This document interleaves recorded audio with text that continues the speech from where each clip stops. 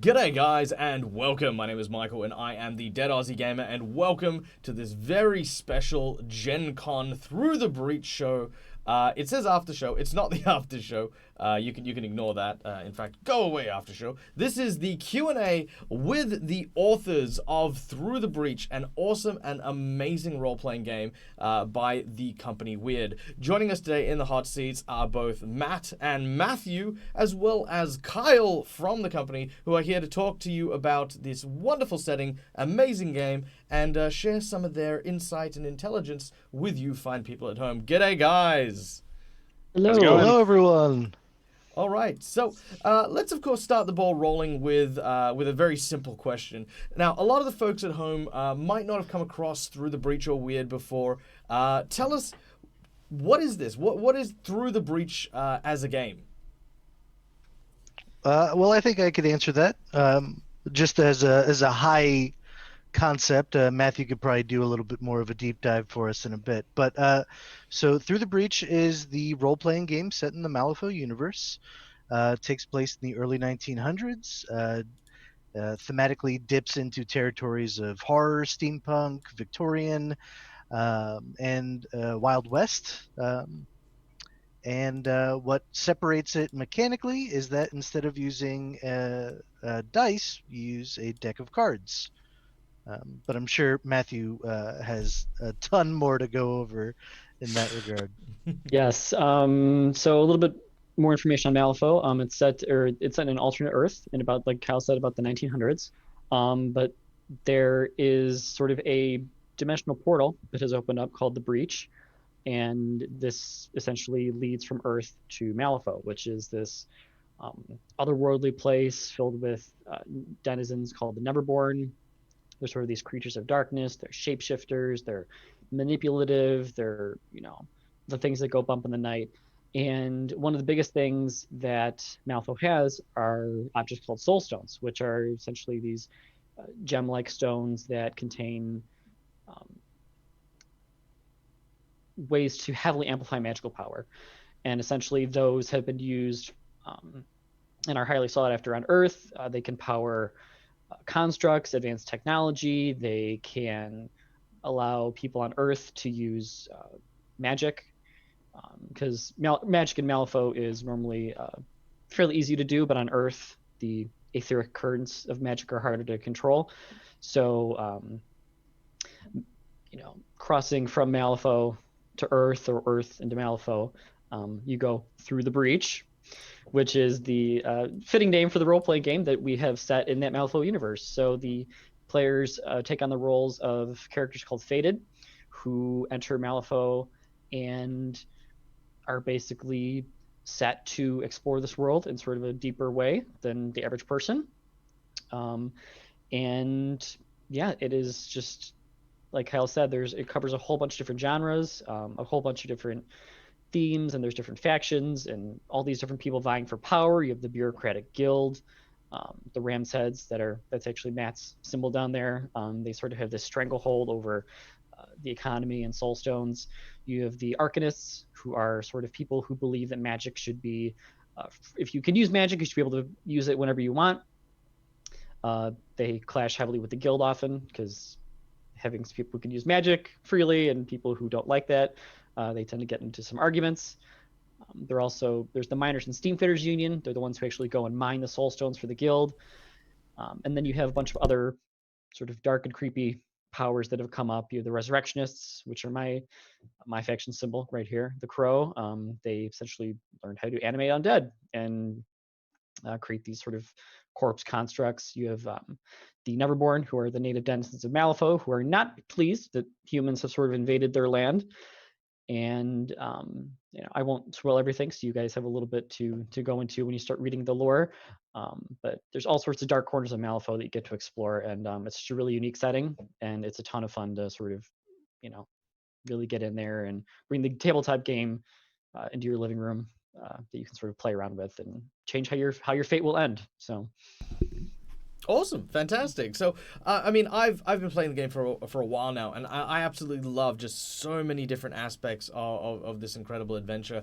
Now, you guys, now I've heard a very interesting story today, and I really want to kind of delve into this.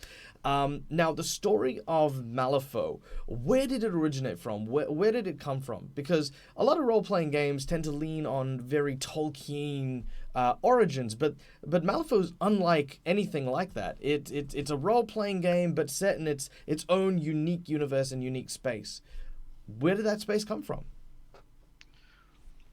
From Nathan's mind, really. It was what, 15, 16 years ago. He wanted to make minis, and decided to first see if he could do it.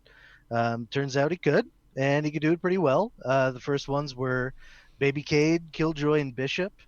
And then from there it was okay. Now we made minis. Why not make a game? And then what world kind of took shape from that. That was Nathan and Eric's work, and so Malvo kind of came from uh, my understanding, the twisted back and forths between those two, and how they shaped it from there. That's absolutely amazing. It's so incredible that we exist in like a time and an industry where you can follow things like your creative passions and it can just explode and evolve into something like huge, something amazing. And I think Malifaux definitely speaks to that tone.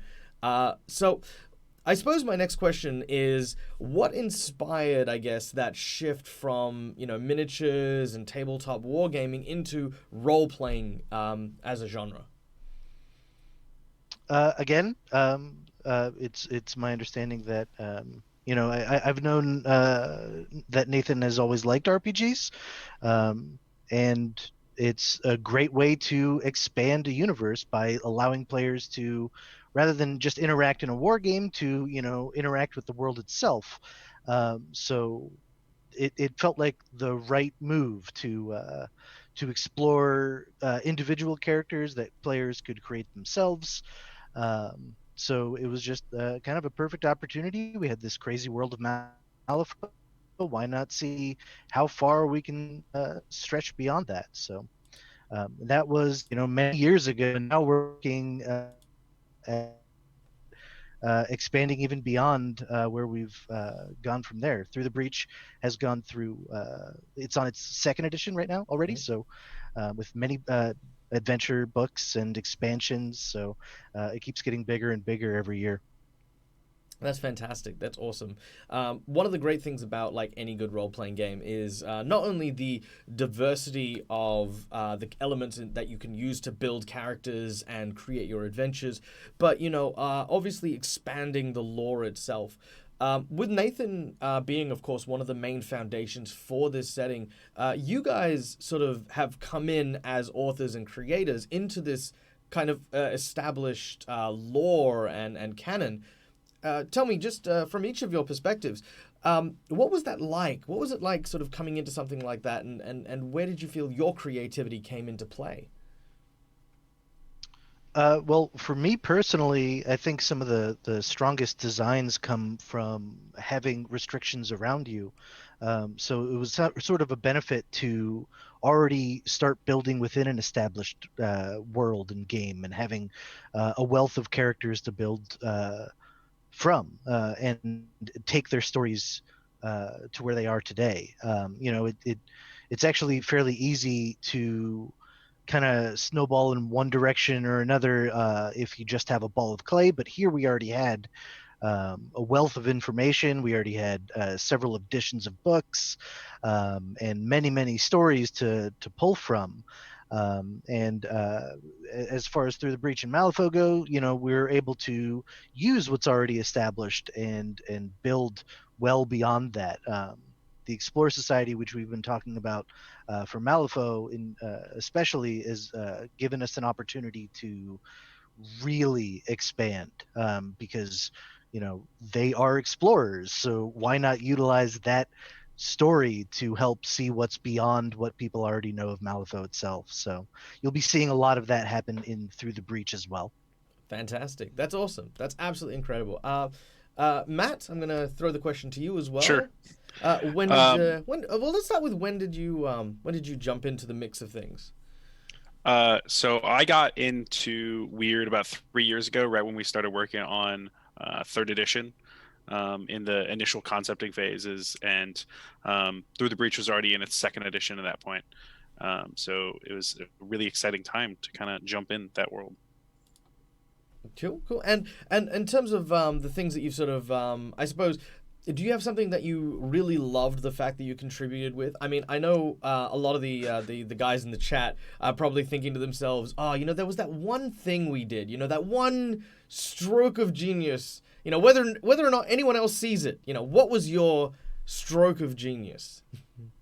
So for me, it's kind of hard to talk about because a lot of especially the things that creatively have been a big outlet for us recently, and since I've gotten started, is the Explore Society, which we can't go super in depth about. But even Cooper and Ivan, Cooper being able to take this character that existed in this sort of small form and really flesh him out to make sure that he's really interesting and has a great story, was a big challenge, but also an exciting thing because as we talked about before, like Cooper there wasn't much descriptions of him other than he's a big game hunter who created this society and is rich, and how do you make that a interesting character with flaws and different dynamics that people can really get attached to, and so that his story is something that I've been really excited about recently.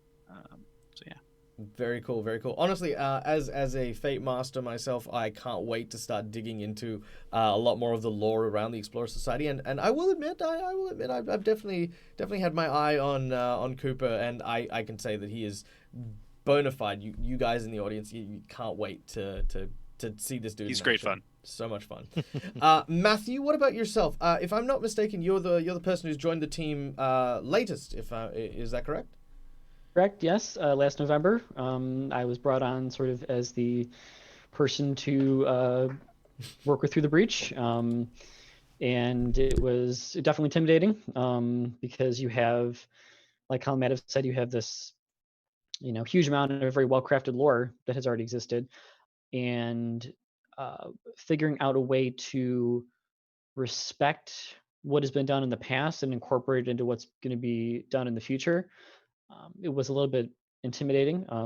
You don't want to misrepresent somebody's favorite character or do something in the lore where people are like, oh, well, that doesn't really add up, or that was a little bit strange, or well, that's sort of a thread we're never going to answer, a question we're never going to answer.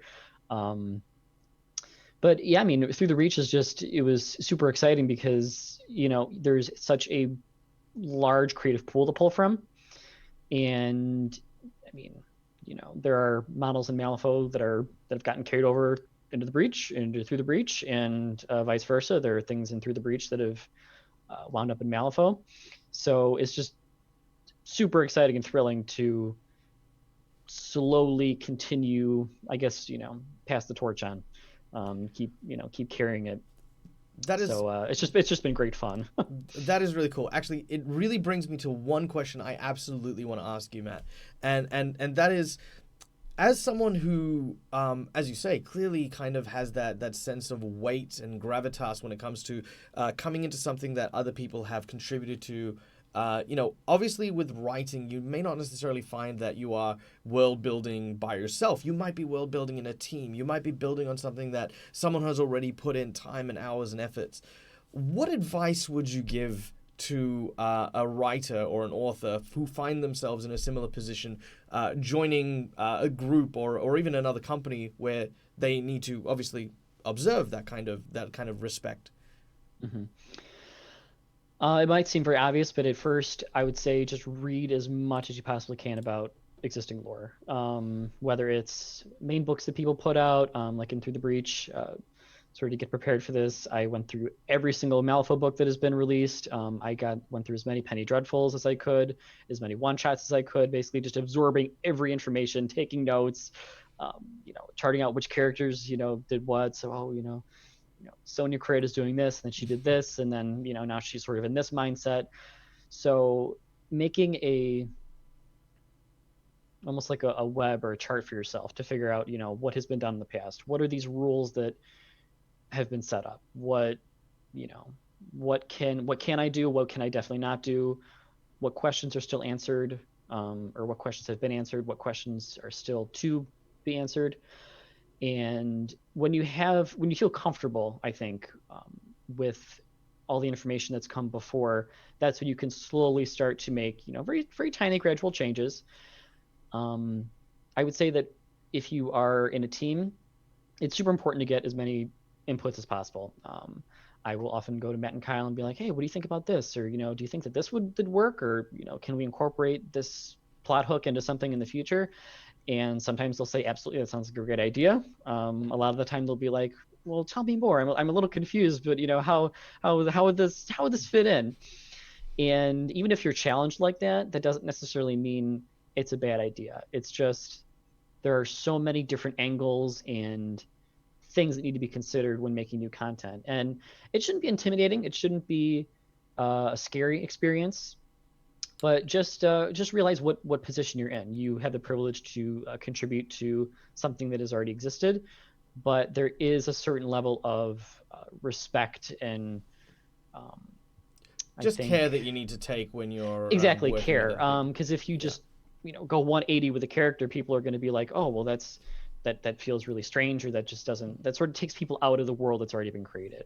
Yeah. So awesome. Just to sort of put a spin on that as well.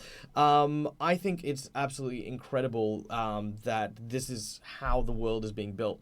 And one of the questions that I know is burning in the minds of the audience at the moment is, how do you keep track of all of the stuff that has passed through the creative minds of so many people over such a long period of time? The fact that you laugh at me, it's just well, in case you hadn't known, there is this amazing bit of kit called World Anvil. In case you ever wanted to, there is a massive bit of software that you can find. You can place all of the lore that you need, keep track of it, and people can access it. Just FYI. But how do you guys do it? I feel like. I mean, third edition alone, when we launched 21 new stories, right? So we were already releasing more content in a single year, lore-wise, than we ever have. So, I mean, how we essentially did that is we went from the ground up. We looked at everything that we've ever built before and kind of organized it in the way that worked best for us. Found mysteries that were, left unanswered, try to see if we could answer them in subtle ways. If you dig deep enough, you might find some plot holes filled in that content, and more so will be happening in this upcoming book. But I mean, yeah, essentially, I didn't catch if it was Matt or Matthew that said it, but very carefully is probably the best answer that you could give when you have the wealth of information that we have, and 500 some odd characters, 50 some odd masters, with multiple stories, multiple directions that our writers have taken them in. It is a unique challenge to string that all together, for sure. Fantastic. For us, it really helps to work just as a team, being able to ask each other questions just when we're confused, or if we miss something, being able to look to Kyle and just ask him, be like, how did this happen again? Because having all of that in one person is a lot. And so, very carefully and stay organized. Fantastic. Yeah, I can remember a couple instances just really quickly where, I think it happened to all of us, where we'd be like, oh, how about we do this? And the other person would be like, nope, that's not how it works. And then we'd go into all the books and read through it, and we're like, oh, you're right. Actually this person did do that, or, this particular, group was mentioned here instead of there. So, yeah, it's I will just say it's just having the books on hand is very, very helpful for us to just go through and be like, yep, this is how this works. Well, actually, speaking of the books, the last question I kind of want to bring to you guys is, a lot of people I know will either have played Malifaux or not encountered Through the Breach before. What would you say the best way to introduce yourself to this game would be? What books would you pick up? What penny dreadfuls or adventures would you suggest for people fresh off the presses looking to get into this game? I mean, it really depends on the player, right? I mean, every player is introduced to a game in a different way. If the pull for the player is stories, the easiest way I would suggest is actually through Breachside Broadcast, where we have almost all of our stories for free, and you can listen to them in podcast form, as you're out for a run or something along those lines. And that's the effortless way of getting into the game. But if you are looking into getting into the RPG, and you're a mechanics person, pick up the core book, either digital or physical, and start picking through that. I mean, it ultimately depends on the player, right? Absolutely, Yeah, absolutely. I would expand say on that. it really depends how far you want to go. I mean, you can go back and get our back catalog of stories from first and second edition of Malifaux and get this huge kind of in-depth look at where everything's going, and all of that you can get on like drive-through. We have bundles so you can get all of the stories, but even just looking at Through the Breach, if you just want to get a quick handle on it, the Through the Breach core rules for second edition has a lot of what you need to know going in. In addition, I believe it also has an adventure as well in the core rulebook. I feel like it was called Bad Things Happen. Is that correct? I could tell you right now. He's got the book right in front of him. It is called Bad Things Happen. Yes, and that is sort of the introductory way to sort of get through the breach, if you will. And I would say again, the core rules are great. They have a great sort of history section, so you can get a good recap on a lot of the major events that have happened in Malifaux. I would also say that the expansion books are a super great resource. Yes. We have one for the Guild, which is above the law, the sort of Arcanists and MSU that is into the Steam. If you want to explore the Quarantine Zone and the Resurrectionists and the Undead, we have Under Quarantine. And then one of my favorites is Into the Bayou, which focuses on the Gremlins and all the sort of crazy swamp creatures that they have. And not only do those provide additional pursuits, which would be sort of classes and other role-playing systems, but it also gives you a lot of very focused flavor, lore, and content to help guide a campaign through Malifaux, because obviously Malifaux it's a huge world. There's a lot going on. So if Fate Masters feel like they might get a little bit overwhelmed, you can say, okay, we're going to get the core rules, and above the law, everyone's going to be a member of the guild in some way. And then you can go into starting to briefly start your little campaigns, supplementing with penny dreadfuls if you need to, or really one shots that you think look cool. Those are meant to just sort of slide into any campaign whenever you need to, in case you don't have a session ready, which has happened to all of us, or if you just are thinking like, hey, I think that exploring the quarantine zone and trying to help contain this strange disease in the one shot under quarantine or uncontainable, sorry, that just sounds like fun, so we're going to do that. And they're really meant and they're written to sort of accommodate any type of character and any type of player. So I would say just whatever the rule of cool, as Kyle calls it, whatever looks cool, whatever you see that makes you go, I want to play that. Then Through the Breach will be like, what, we have something that will fit just for your play style. So those are available on the web store and DriveThru RPG as well. So. And another thing I could definitely absolutely recommend is if you do get a chance to, there's one big adventure which is part of a raffle that we will be doing in a little bit. The Obsidian Gate is by far one of my favorite adventures. It's a big, long-form adventure we are going to be raffling away a digital copy of that adventure in the game that we're going to be playing in just a moment. But for now, however, I wish to thank, of course, my wonderful guests, Matt, Matthew, and Kyle. Your experience and your knowledge has definitely been truly valued here today. Do stick around to our wonderful audience. We will be back in a moment with an actual game of Through the Breach, where I will be the Fate Master and be running my group of my very, very cool friends through an adventure of Through the Breach, so you guys can see this in action firsthand.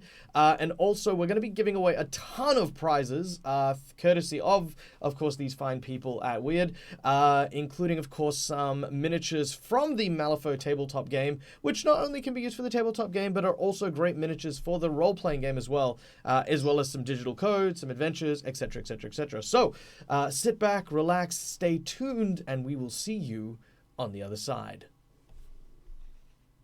I'm excited. Thanks for having us. Dead Aussie Gamer, and welcome to this live playthrough of Through the Breach Mad World, where I'm going to be taking my players on an adventure into the realm of Malifaux through the breach on this whirlwind adventure. Joining me, of course, is a star-studded cast of amazingly awesome role players that I have had the pleasure of GMing and playing with over the last few months, weeks, sometimes even years. Joining us, of course, all the way from the Mercenaries of Mischief is none other than the Lord himself, Puck. G'day, Puck. How you doing? Oh, I'm messing with the table. I'm good. Fair enough. Oh God, hang on, wait, hang on. I haven't looked at the table. What have you done? No, it's fine. Everything's cool. You don't need to worry about it. All right. Tell us, who are you going to be playing today first, Puck? Today, I am playing a gentleman known as Coop Leroy. That is, in fact, 2 references, and I am awarding 1,000 internet points to everybody who guesses it correctly.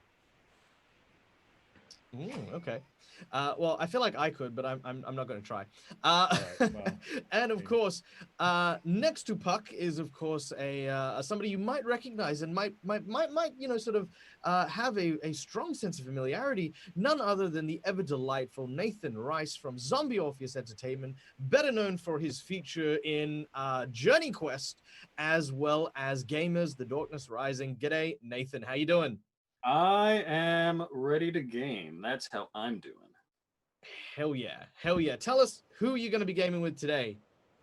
I'm going to be portraying the ever lovable, always speaking Jimbo Jones. My best Jimbo friend. Jones. All right. We'll be telling you all of the stories. Oh yeah, fair enough. Jimbo Jones, the storyteller. We can't wait to meet him face to face. And of course, for those of you who have watched our channel earlier on, in order to see London Falls and Avalon Society, joining me are 2 of my cast members from this series, none other than the delightful Janet, once again joining us, and of course, Queen of the World Anvil. Hello, my dear. How are we doing? Hello. Thank you for having me. Oh, it's been a day today, Michael. My God. My God. Oh yeah, absolutely. You just finished summer camp, didn't you? We did. So we do a month-long world-building challenge with world-building prompts and big old prizes and all that good stuff. That just finished. We also did a world-building seminar, I guess, for Gen Con Online earlier on today. And we have another one tomorrow. That's at 10 a.m. EST. So if you're interested in world-building for Game Masters, then come check it out. And we'll tell you how. Here. We've got Absolutely. Fantastic. And who will you be playing today, my dear? So today I am playing Heidi Müller. She is a little bit of I don't know what you would say, anthropologist. She is a watcher of people, mimicker of people, and also a little bit of a pyromaniac. So we're gonna see how that plays out. I was telling the guys earlier, if I don't get to burn something today, you're all gonna have a bad time. I got you, fam. Yeah. I've already decided that. No, I'll tell you later. You know, I was telling people earlier on that there was an adventure in this game called Bad Things Happen. Just, putting that out there, setting up expectations, and of Yeah, course, section 0, honey. and of course, speaking of expectations, the person who I have, of course, the highest expectations for, because of course they are such a wonderful and amazing individual, none other than the ever magnanimous Till from Dungeon Fog. G'day, Till. Oh, wow. Raising the bar on me already. Oh yeah, save the Terrible. best for last. That's how it works. Okay. Hi everyone. I'm Till. I'm from Dungeon Fog, the map making, the online map making tool. So if you are in the need of battle maps and just want to draw some, check us out at dungeonfog.com. I am playing a young aspiring journalist, Egan, today, who I think he heard that about 3 years ago in Colombia, someone came up with the crazy idea to award prizes to journalists, a guy called Pulitzer, I think he was.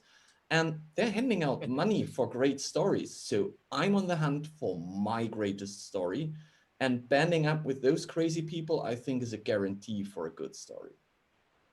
Fantastic. All right. Well, before we set these guys loose upon the world, let's of course share some stuff with you guys in the audience. Now, I love you guys. You guys are amazing. You guys give us fuel to be able to do this amazing thing we do. And so right now, for a very special reward, the awesome people over at Weird have given us a barrel of prizes to give out over the course of today's stream. So while we are going to be taking a big game for today, at the halfway point during the break, we are going to be raffling off a bunch of prizes. To enter this raffle, all you need to do is type in !raffle, and you will go into the drawing in order to win a number of different things, including, of course, a bunch of adventures for Through the Breach, some codes so that you can purchase some stuff over the Gen Con weekend, and last but of course certainly not least, some miniatures for your own collection. Yes, Janet. May I press the button? You can press the button. Press I the shall button. press the button! The button has been pressed! Excellent. The button It has is been done. pressed, and your tallies shall be accrued. So please be sure to win, or at least try to win. Do the thing! ! Raffle. All right, let's do this. So, our scene begins, of course, underneath a bone-bleached sun. You can see that this landscape around you are a myriad of harsh yellows and oranges, a dry and desolate place in the Badlands on the southern reaches of Malifaux. Very few people head down this way, as it is so far away from any kind of help or salvation should anything happen. Anything from bandits to neverborn attacks are frequent in this area, but there is a destination that two lone travelers aboard a small wagon seek. Egon and Heidi, the two of you currently ride in this rather rickety old-looking wagon. Its well-worn wooden structure bounces with next to no suspension upon the cracks and crevices of the blighted landscape. The driver, a snaggle-toothed old man, seems to know the direction, although never once referring to a compass or a map. He keeps telling you, trying to rely on gunk like that won't help you out here. There's plenty that you can learn simply by listening to the wind. It howls and tells you where to go. And if you listen to it and treat it right, you'll find where you're heading. Interesting. Sure enough, in the distance, you can see what looks to be a small fortress town. A large wall made of wrought iron placed up and bandaged in a number of places where breaches have been torn asunder, stands almost like a withering thorn out of the landscape in front of you. High atop, two watchtowers flanking these immense gates. You can see two individuals dressed in large armored attire, carrying on their person what looks to be kind of canisters with pipes leading into these very gaudy gas masks that sit upon their face. The driver pulls in, and several guns and rifles train upon your position. Do they look like Guild, or do they more look like the what was it called, Freehold Company? They absolutely look like the members of the Free Corps, a Free mercenary organization who have resided in the town you are now visiting, a place called Freehold. A place There you built go. and established by none other than the infamous Von Schill, leader of the Free Corpsmen, as a place that was supposed to be free and safe outside the walls of Malifaux, beyond the rules of the guild, where a person could earn their keep through the sweat of their brow and the skill of their hand. As the driver looks up at the two guardsmen. They wave you in, and the doors swing open. On your left and right side, you can see that this town is very small, very ramshackle. Various places are thrifty in their nature. The general store, for example, does not really stock too much. In fact, the food and drink seem quite sparse for a town this size. On the left, you can see the watering hole with several individuals kind of lying down outside the entranceway. Some coughing, some just exhausted and tired.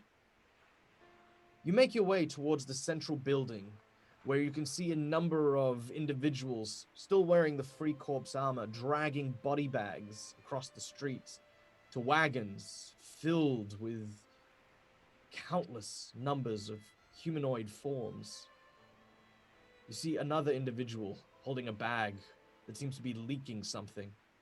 You notice a small, verminous paw sticking out of one of the holes and a rat tail.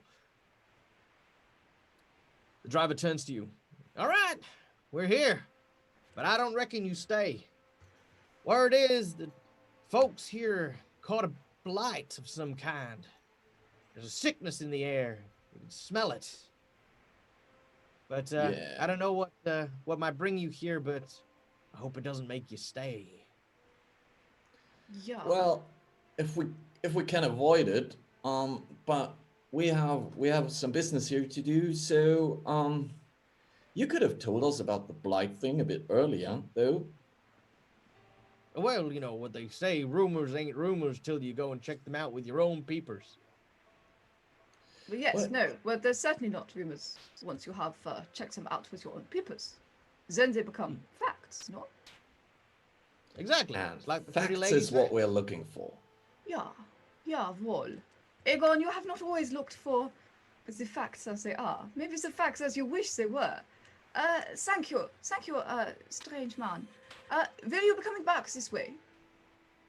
He looks at you and smiles and begins to sort of have this low chuckle that rumbles into the back of his throat like a rusty coin in like a vending machine. It rattles around before it becomes louder as he turns the wagon and leaves quietly. I'm supposing that was no. Oh, don't be so pessimistic. That sounded like a very cheerful yes laughter. From behind you, you can see two individuals who've noticed your arrival. Friends who you recognized from journeys long past. A train ride where you made the acquaintance of two rather squalorly individuals. A large, trucky-looking individual with a faceplate made of iron, and his companion, a rather skinny-looking individual, and his robotic companion that idles ambly next to him. Why, hey, Coop. I think there's some familiar faces here. Oh, hey. Yeah, it's that that Egan lady? No, sorry. That Other way around. There. no, that Egan guy and that lady that likes blowing up stuff. Oh, she was hardcore. Oh, They that's remember right. me. Oh, cool, Jimbo. You are two kisses here, no? Two kisses. And I give them both a big hug. Mwah, mwah. A kiss on each Oh. cheek. Oh, kisses. Oh, all right. That sounds nice. Thank you. Hey guys, nice to No, see on you the again. cheek, Jimbo. On the cheek, huh? No, Oh, no, that's fine. Wherever you want. I'm not that Good kind to of see girl. you guys too. You guys want to get lunch? I'm hungry. Coop, you're always hungry. Well, that's true. Well, I Avoid- missed the stories, Jimbo. So why don't we just grab a drink at least? We just arrived here. Yeah, so. Come, there's a tavern, a watering hole, I think. Oh, yeah? Where is that watering hole? I think it's over there. I mean, Oh, all right. Look What's at- it called? Looking around, you can good actually question. see that there's a small watering hole in the center of town. It has an old and rickety sign that seems to listlessly bounce back and forth. Written on the sign, it simply says, "The Tequila Mockingbird." Oh, Tequila Mockingbird. You know, that reminds me of this time when I was on tour. I was on tour with a Steamlight Orchestra, Now there was a band, I tell you, they had some wonderful hits. Anyway, they broke out a bottle of tequila, and we were all drinking so much tequila. I tell you, they As could... Jimbo continues to tell this story, you make your way towards the tavern, with Jimbo, of course, following behind, and the sounds of the heavy construct, a kind of a platform with bipedal legs that seems to be laden with a bunch of random scrap, seems to just sort of follow in suit. Just sort of you can hear his sort of footsteps clomping as he makes his way in. Inside the tavern, there is no one. Not a single soul resides within this watering establishment, except for one, the bartender, a rather gaunt individual dressed in a kind of like a bartender's vest and a tie. He wears glasses and has kind of this ponytail look over his sort of hanging over his shoulder. As he arrives, he says, "Listen, folks, I'm really sorry, but I'm afraid we don't have any supplies for visitors." Oh, that's all right. Do you have tequila? Once again, I do apologize. We don't have anything for travelers. Hang on. You're telling me that this is a bar that doesn't have chicken wings?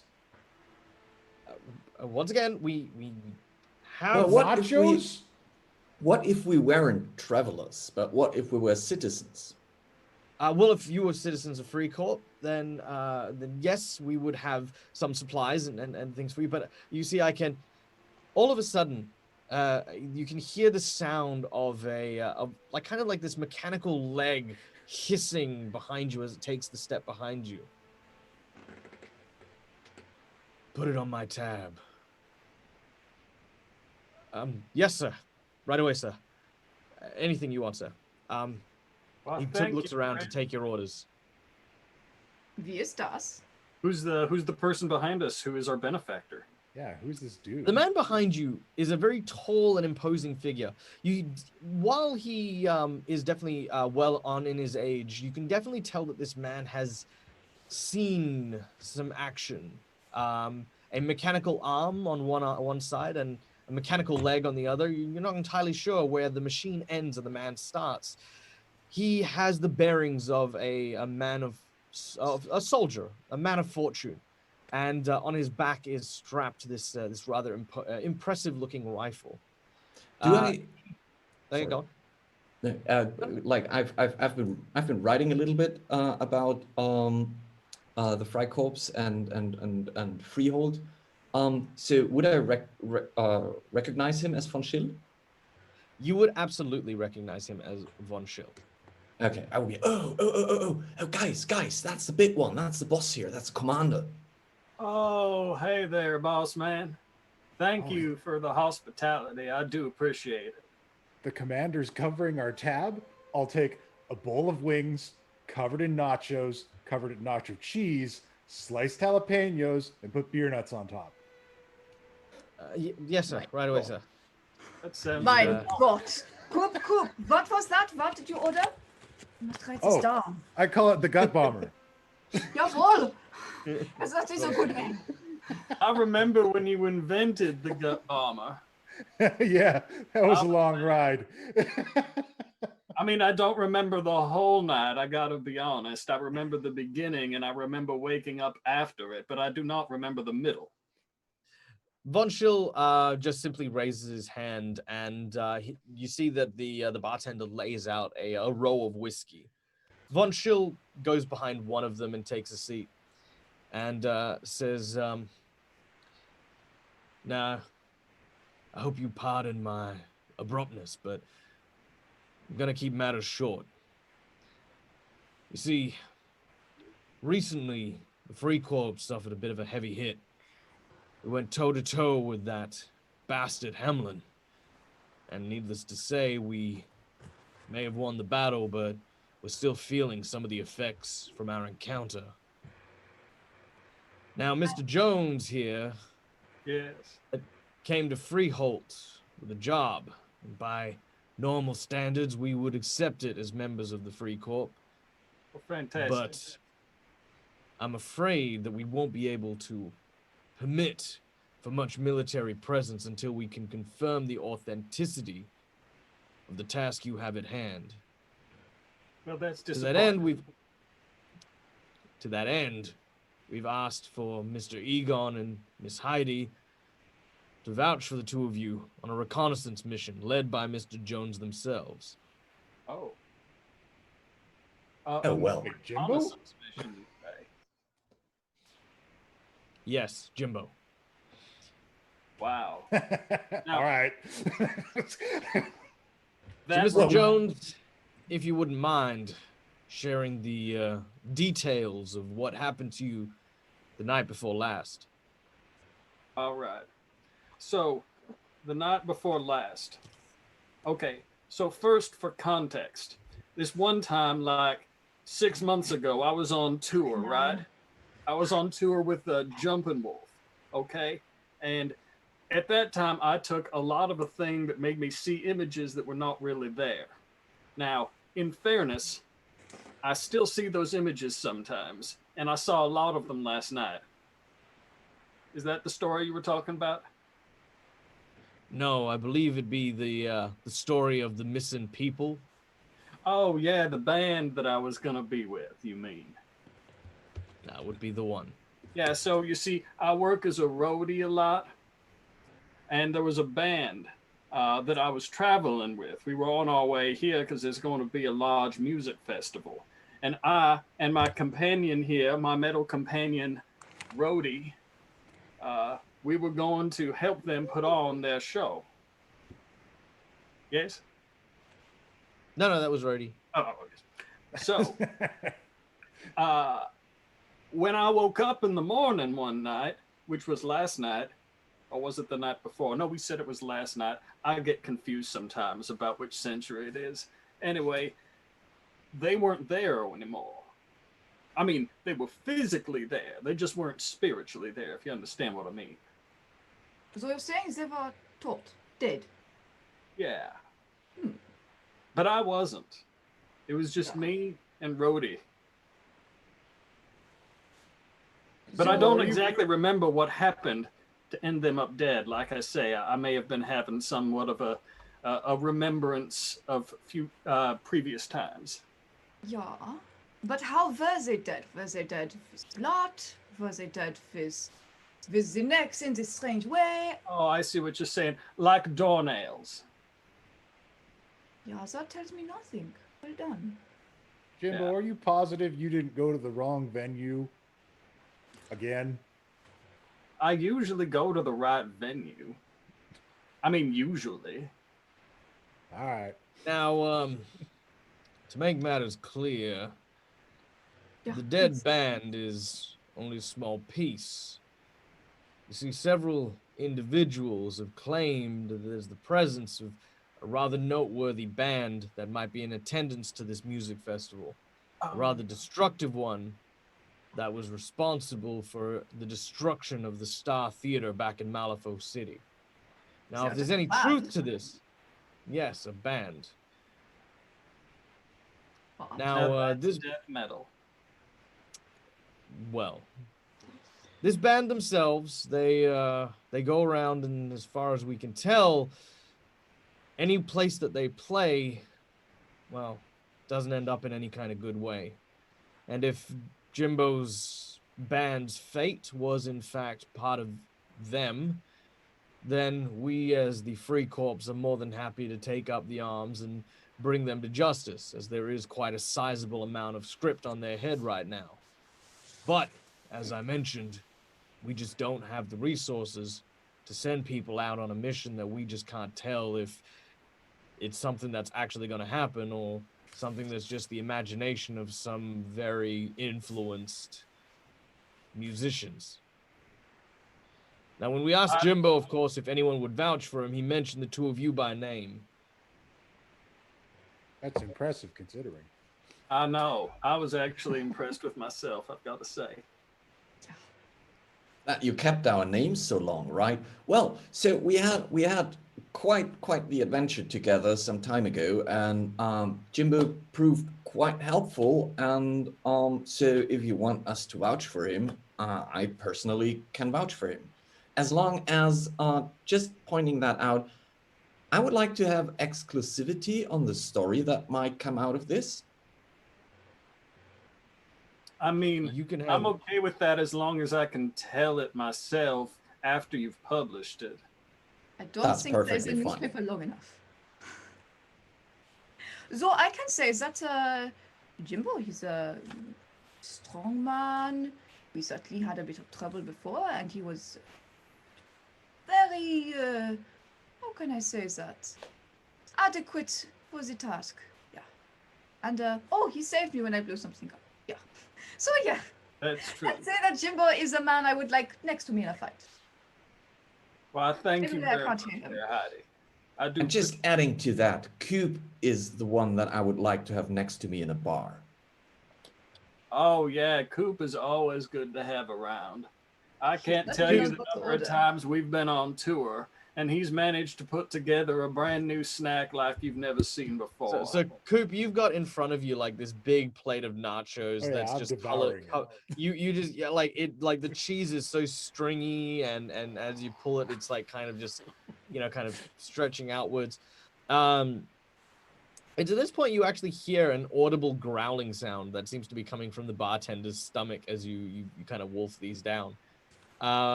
Yes, Heidi. I was gonna say I risk my fingers and I tried to take a nacho.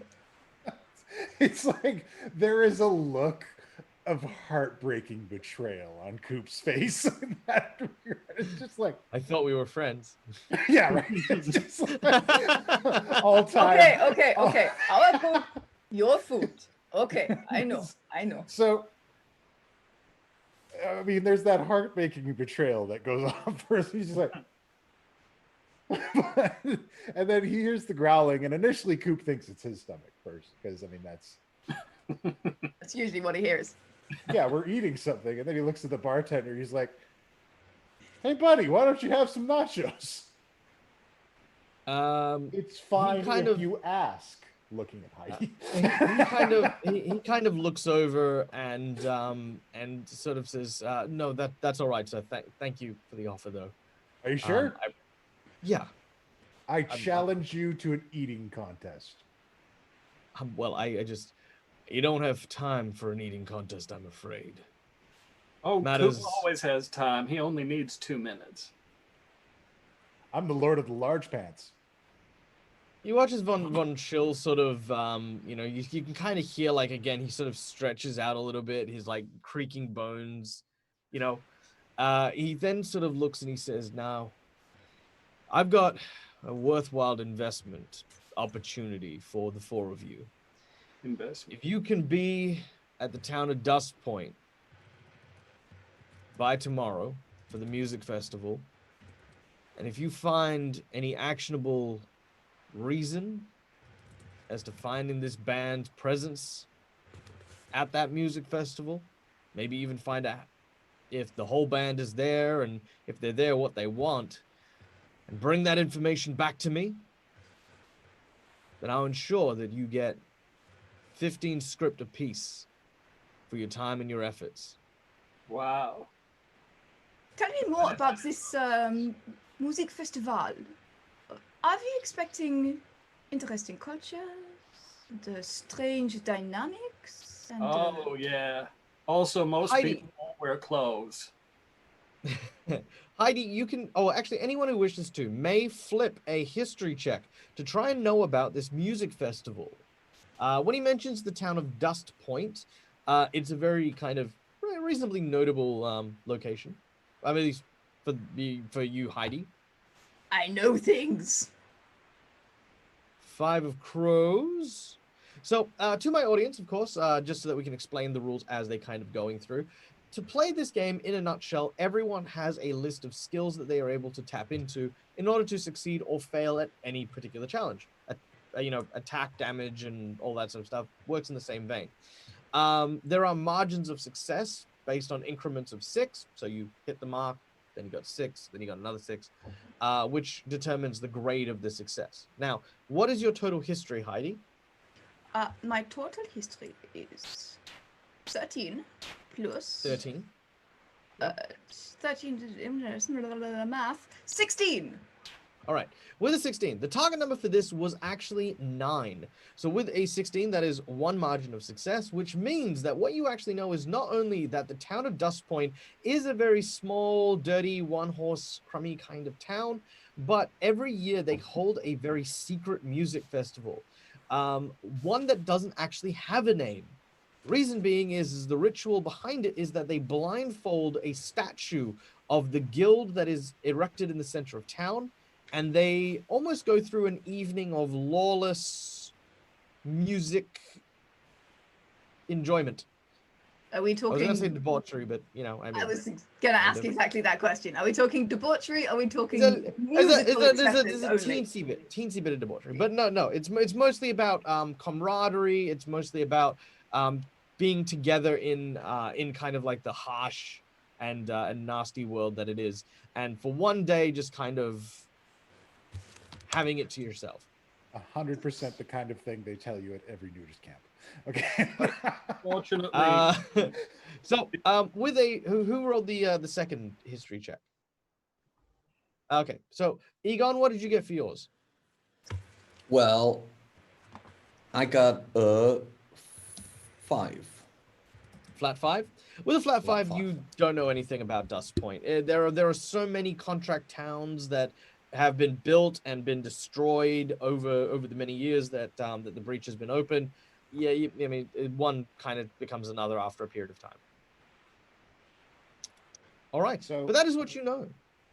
Mr. Narrator, if I may. Coop is watching Von Fancy Pants over there.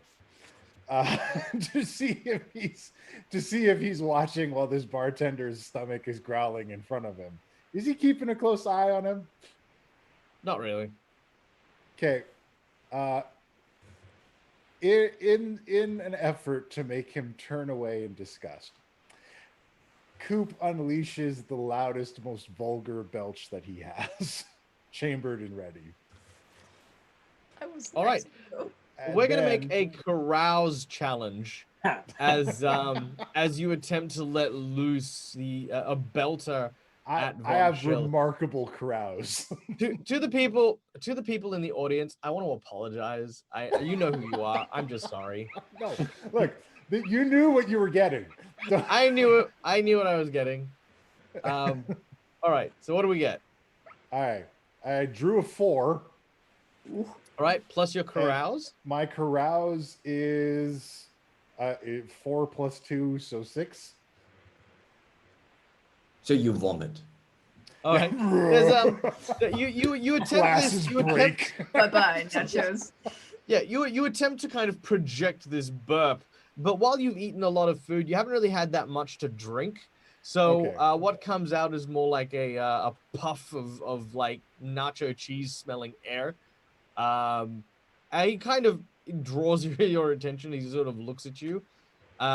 He doesn't look at you in disgust or anything like that. Like, you know, you can kind of tell he's been around gross men in like, you know, war combat situations. Heidi, you kind of like feel a bit queasy, like you're fairly I sure bust that... into firing line. I edge away. Friendly he- fire.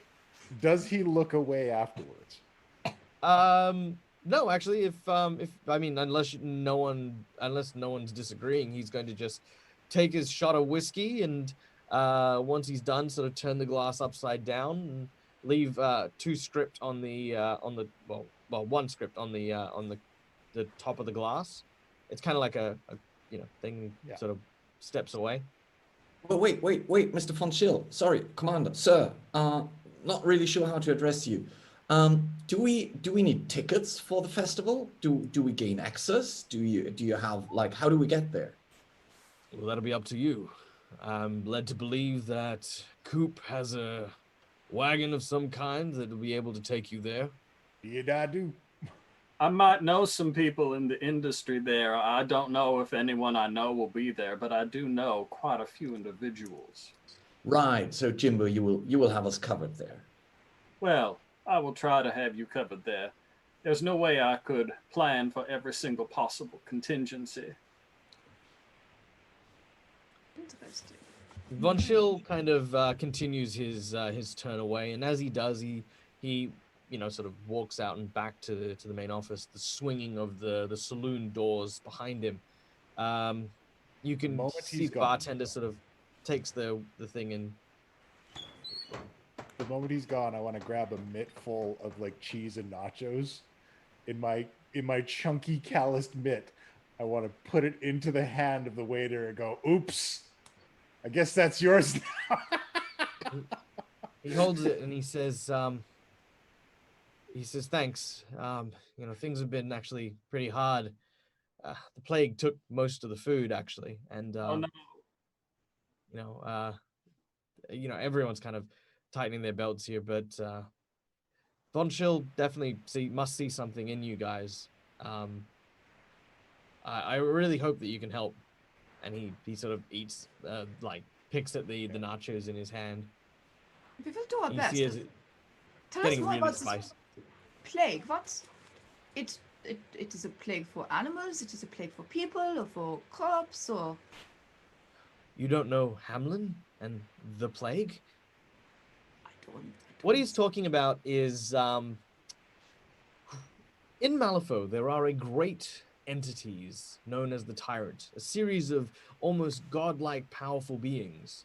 One of them has inhabited the body of a being known as Hamlin and dispenses what is simply known as the plague, a blight that stretches creatures and animals and plants and everything.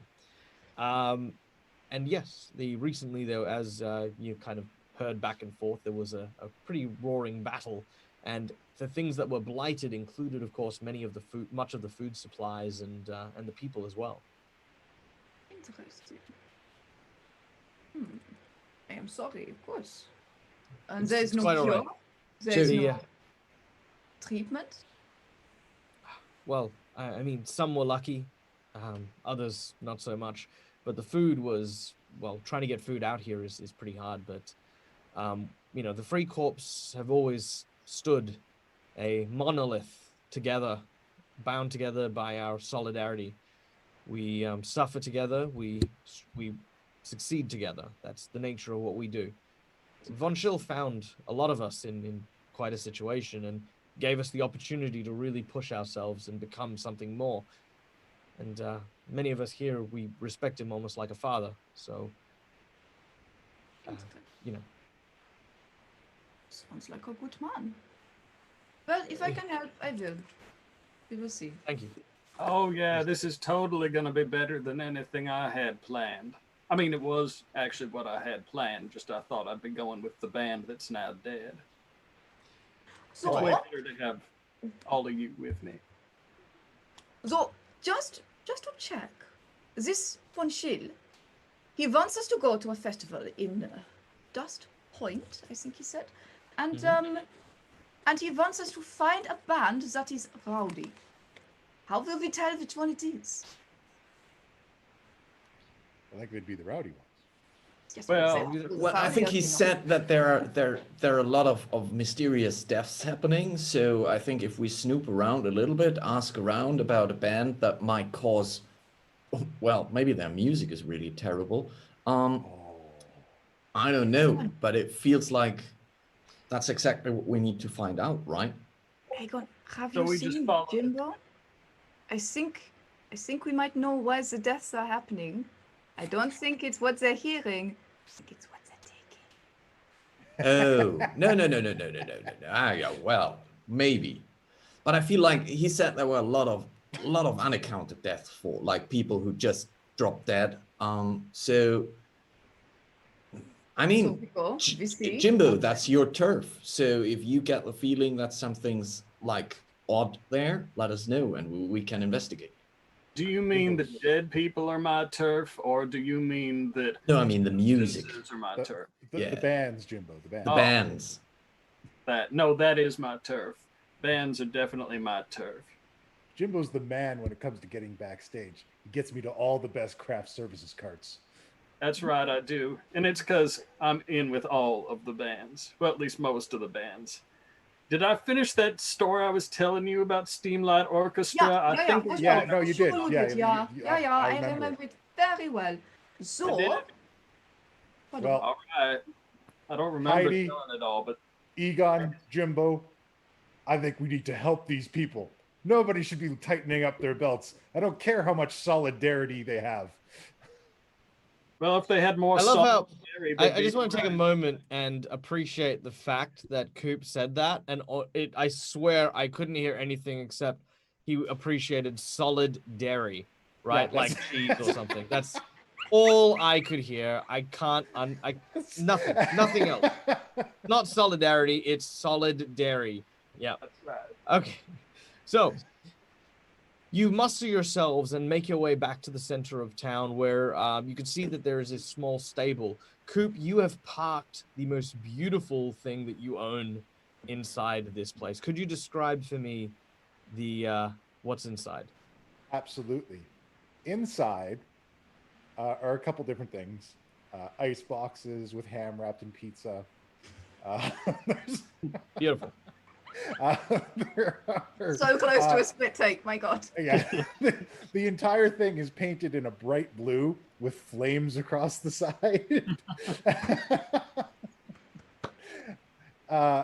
It has it has a seating area with a little hula girl up near the front, near the driver's seat, and you know, there's front seating and then there's back seating for 4 people, and then a large cargo area Shotgun. filled with various things. Oh yes, Bah! definitely fluffy dice. Absolutely fluffy dice available, hanging there from the side. I had to know. Oh yeah. Coop is All right. the same one you had on the other side. Yeah, it's the same one. She's still All right. beautiful, my friend. Absolutely. I call her Darlene. What is it? Darlene is a most impressive looking wagon. More specifically, it definitely is a long it's a long haul MNSU transportation vehicle. Actually does indeed have a a soulstone core, which allows it a means of locomotion. Traditionally, you'd often see these kind of vehicles shipping large, heavy rubble and machinery in the northern wastes. This big rig, however, seems to be a long way from home, and definitely seen a few scars along the miles. You can see that along its rather heavily armored chassis, there are long claw marks, pretty much as big as golf clubs, raked around different places, and dings that have been hit in almost as if a basketball or a bowling ball had struck this thing, but then been punched back on the inside. It is an old girl, but a sturdy girl, to say the least. Yeah, I've been meaning to buff those out. Oh, she is fantastic. Do you remember the time that I was on tour with Dolly Spartan and you You brought get that inside the thing- wagon and you take off. All right. All right. Now let me As remember what you- first about gear is. All right. As you get into to the wagon, Coop, you bring it to bear as you leave Freehold on your way to Dust Point. As for directions, Heidi, you know exactly where you're going. One reason or another, you've been there before and have made the acquaintance of some of the local townsfolk. Mr. Fitzgerald is the man who runs the general store, an elderly gentleman, but quite a well-known person around that town. Is your point of reference once you arrive there. The journey from Freehold is hot. The blazing sun beats down on the top of the wagon, and it does make it for a rather nasty kind of journey. But unlike the wagon that you came in, Darlene seems to handle it quite well. The circling of birds over the air, almost as if they're trying to chase down the wagon as it travels, fills you with an auspicious sense of dread. Now, the journey takes you the better part of 14 hours. Coop, are you going to be driving the entire length of the way, or? Oh, absolutely. Coop's done long haul before. So, I mean, he's like a camel. He'll go forever. Like, All right. I'll need. sorry, there's I'll no need you to make AC. me I a. got fake cheese stuck in it. It's fine. I'll need you to make me a toughness challenge if you'd be so kind. Oh, absolutely.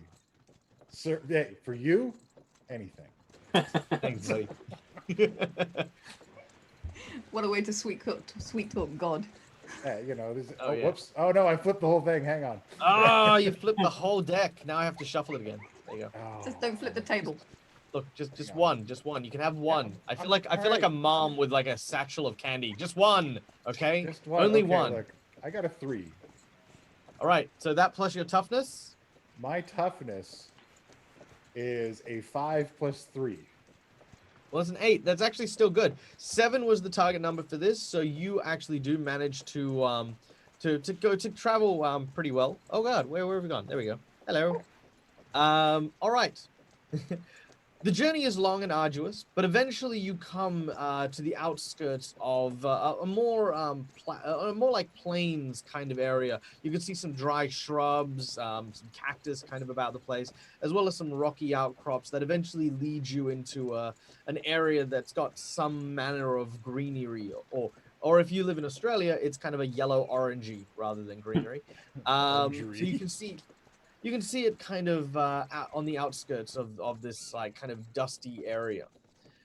As you travel, I require everyone who is not asleep to make me a notice check. Oh boy.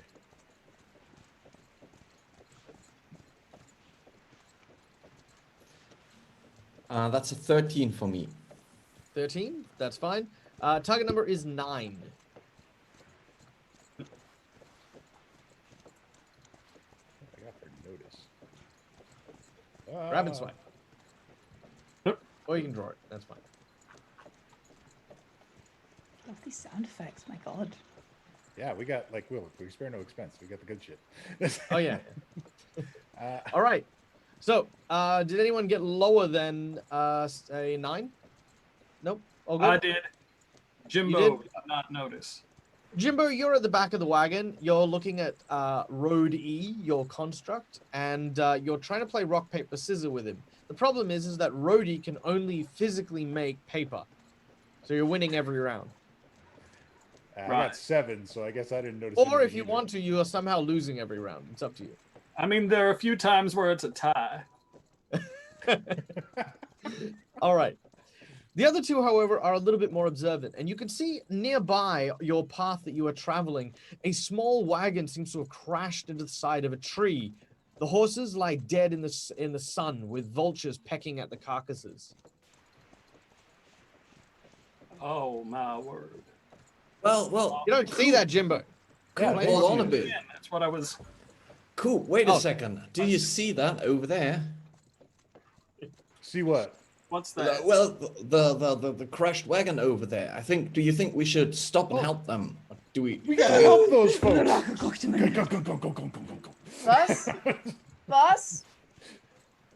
Heidi, Huh? look over there. I think there's a crashed wagon, and it looks like it's pretty destroyed. Oh no! I feel like we should check that one out. Was? Somebody right. crashed.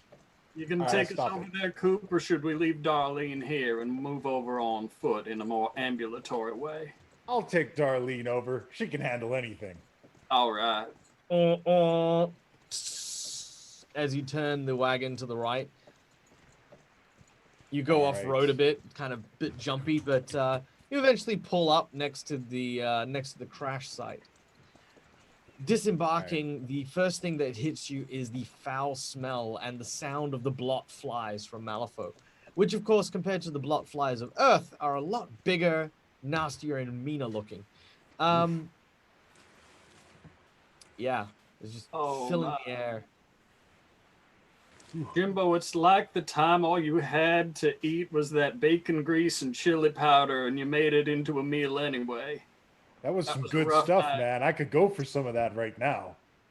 Well, it was a lot like this a few hours later. Hey, hand me one of them ham wrapped in pizza. Oh, yeah, here you go. Thanks. What can we see? Are there people there, no? There are no people here, just the horses and the wagon. Looking at the wagon, it seems as though the wheel itself got caught in what appears to be a sign. There's a sign to Dust Point that seems to have been snapped and stuck into the spokes of this wheel, ripping it clean from its axle. This causes the what you believe this wagon to careen and crash into the tree. But the odd thing is upon investigating, the door has been ripped from its hinges and seems to have been flung quite a distance from the wreckage. In addition, the horses themselves seem to have bruises all over their body. Their faces, their necks, their eyes, everything. Are they still alive? No. The horses. Yeah, well, I was Well alive. kind of felt that I missed the important part that you said those were dead horses. I Okay. guess the old saying is definitely not true, given these bruises. And we what's see- that saying? Well, I'm just saying. Apparently, you can beat a dead horse. Well, yeah, but I mean, you know, not too much. Yes. Heidi? Can we see footprints going away from the carriage? Either human ones or big, glory, horrible, scary, horse-eating, person-eating footprints? Ooh, Either I one of love those it. two things. All There's right. only the two categories. Make me a track check as you attempt to find tracks within the dirt and dust. I shall try. I would like to help Heidi because I'm pretty good at trekking for some Please reason. help me. All right. I so, think I shall look for tracks, I say. Okay, so rules point here. If you wish to assist someone, how many ranks in track does Egon have? Oh, he's very So I nice. have one rank in trekking. Wait, it Very says well. AV. It's not the AV, right? It's the rank. No, it's not. It's just rating. a rank. Yeah. I have So one in which rank. case, Heidi, you will still get to flip, but you'll get to add Egon's rank to your flip. That is good. Tracking is cunning or tenacity? Yes, it is. Okay, then I have 11. 11 is my number of tracking. You do indeed find some heavy-set boot prints. They are definitely man-sized shoes, quite large, not overly large. Like, while in Malifaux, there are, of course, quite statuesque, enormous individuals, such as Coop, for example. This is, like, kind of just a full-grown adult. Are they runny footprints, like spaced far apart, or are they walking footprints spaced close together? A mix. So there's walking bits, and then there's running bits, and then there's walking bits. It looks very chaotic, whatever it is. Towards the wagon or away, leading away from it? Towards the wagon, then away. Okay. And I feel like probably you described that, but I missed it. Did we already look inside? Like, are there corpses in there? You haven't looked inside. Okay. So you haven't found any corpses. Oh, wait. Well, Okay. While Just you the guys are checking for traps, Coop's gonna walk up to the side of it and kick the side and be like noshing on his ham wrapped in pizza. Any survivors? Kick, kick, kick, kick. Well, why don't we look inside and find out? Brody, go in there and beep a couple times if you see anybody that's a body, whether it's alive or not. Rhodey kind of looks at you and shakes his head. Oh, all right, fine. I'll take a look. All right. You jump up onto the side of the wagon, which, of course, tipped onto its side is actually a climb. You kind of haul yourself up to the top. On the inside, you see a scene of carnage. While there is no corpse, there are blood stains and splatters literally everywhere. It is brutal. You can see places where you think maybe a human body was like thrown or smashed up against the walls, thrown against the railing, and there's even bits of scalp still stuck to what looks to be like you know how like you have like a handrail on the side of your car where you can kind of hang on to. Yeah. That is pretty much covered with bits of scalp. Is the only bits of people you find. I would carefully peek in and I was like, Hey, Coop, Yeah. do you remember that party we had in that inn with Motley Crude Oil? Oh, yeah. This looks like the end of that party. Oh. That was a great party until the end.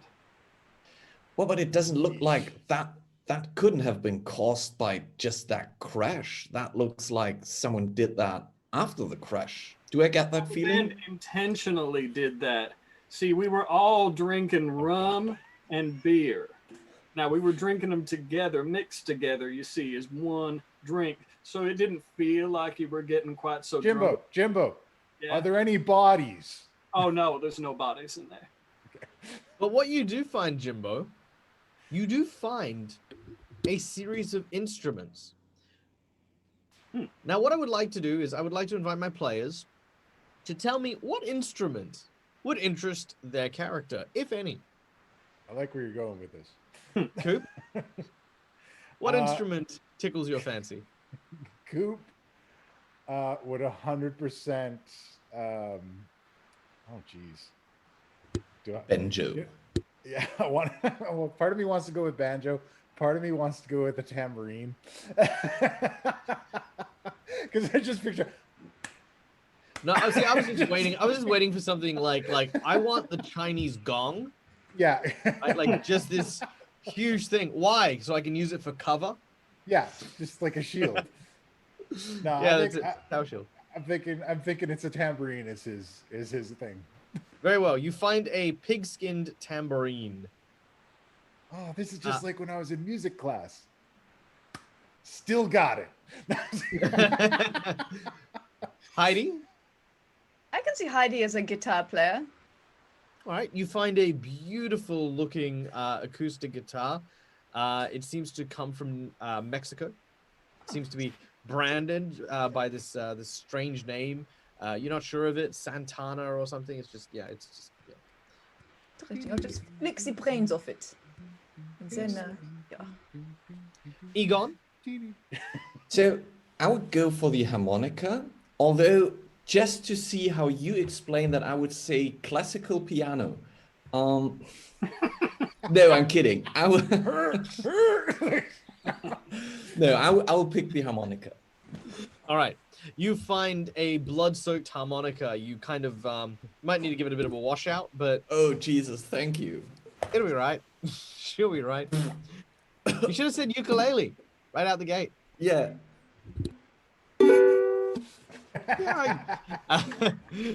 Jimbo, what do you find?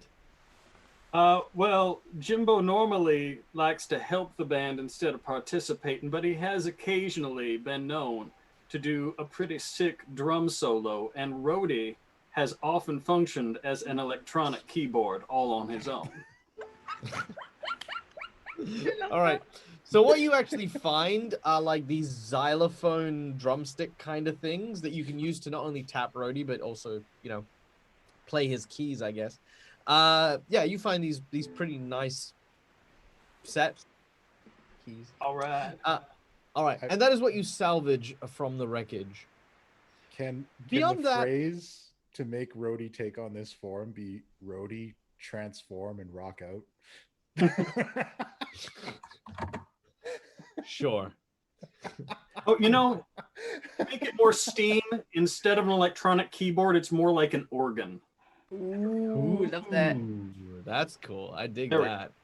All right. And now, and you know, Rhodey's got like this amp on the front of him, like where it's just sort of like blares out the organ music. I love it. Mhm.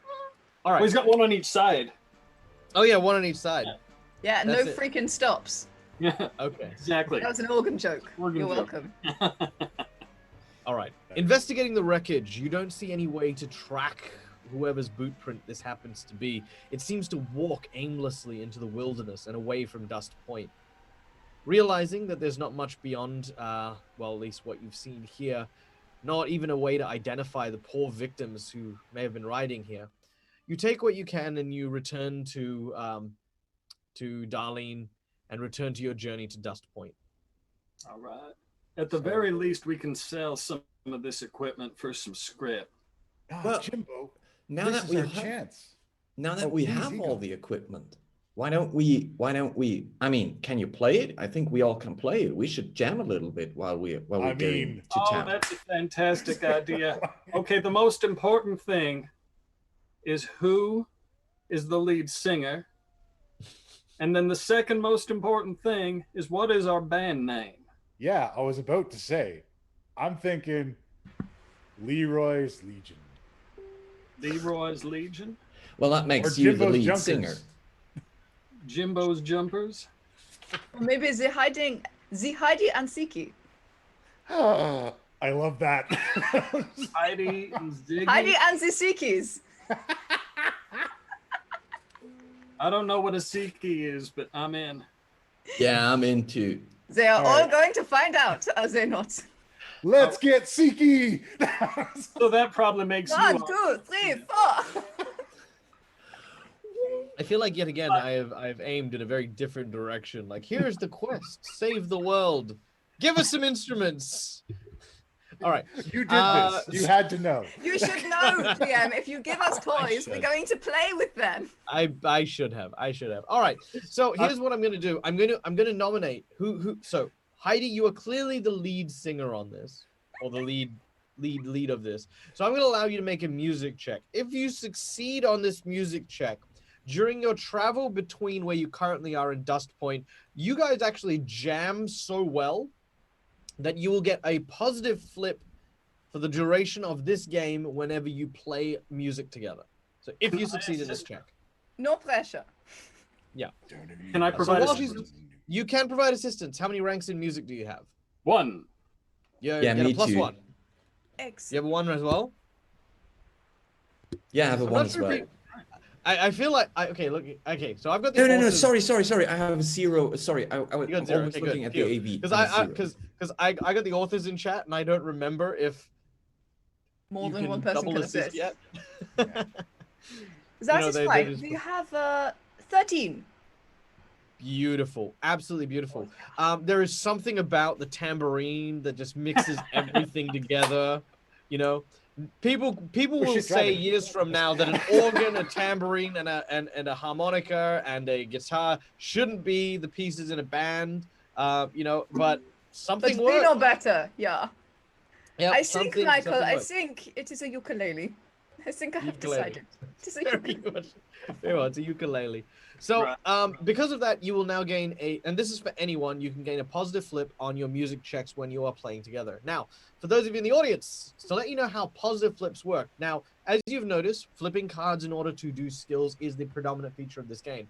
A positive flip is where you flip twice and take the higher, and a negative flip is where you flip twice and take the lower. So it's kind of like, because you're good at something, you have an advantage for it. That's how that works. So yeah, you guys have practiced, therefore I'm going to reward you for it. All right. A short while later, you find yourselves on the back of a very, very frontier town. You know this to be the town of Dust Point. There's a large bustle from the people here, and if it weren't for the fact that the town's buildings are so spread out and very, very small, you would actually almost think that this is kind of a city. There is a large number of people walking and traversing the streets. Tons of people even spilling out into the roads from the taverns, the inns. You can see a number of noteworthy features around this town. You notice the following things. The local inn, a 2-story building which seems to be laden with people and horses stabled outside. A group of people have even set up small tents nearby in order to try and sleep out the back of this inn.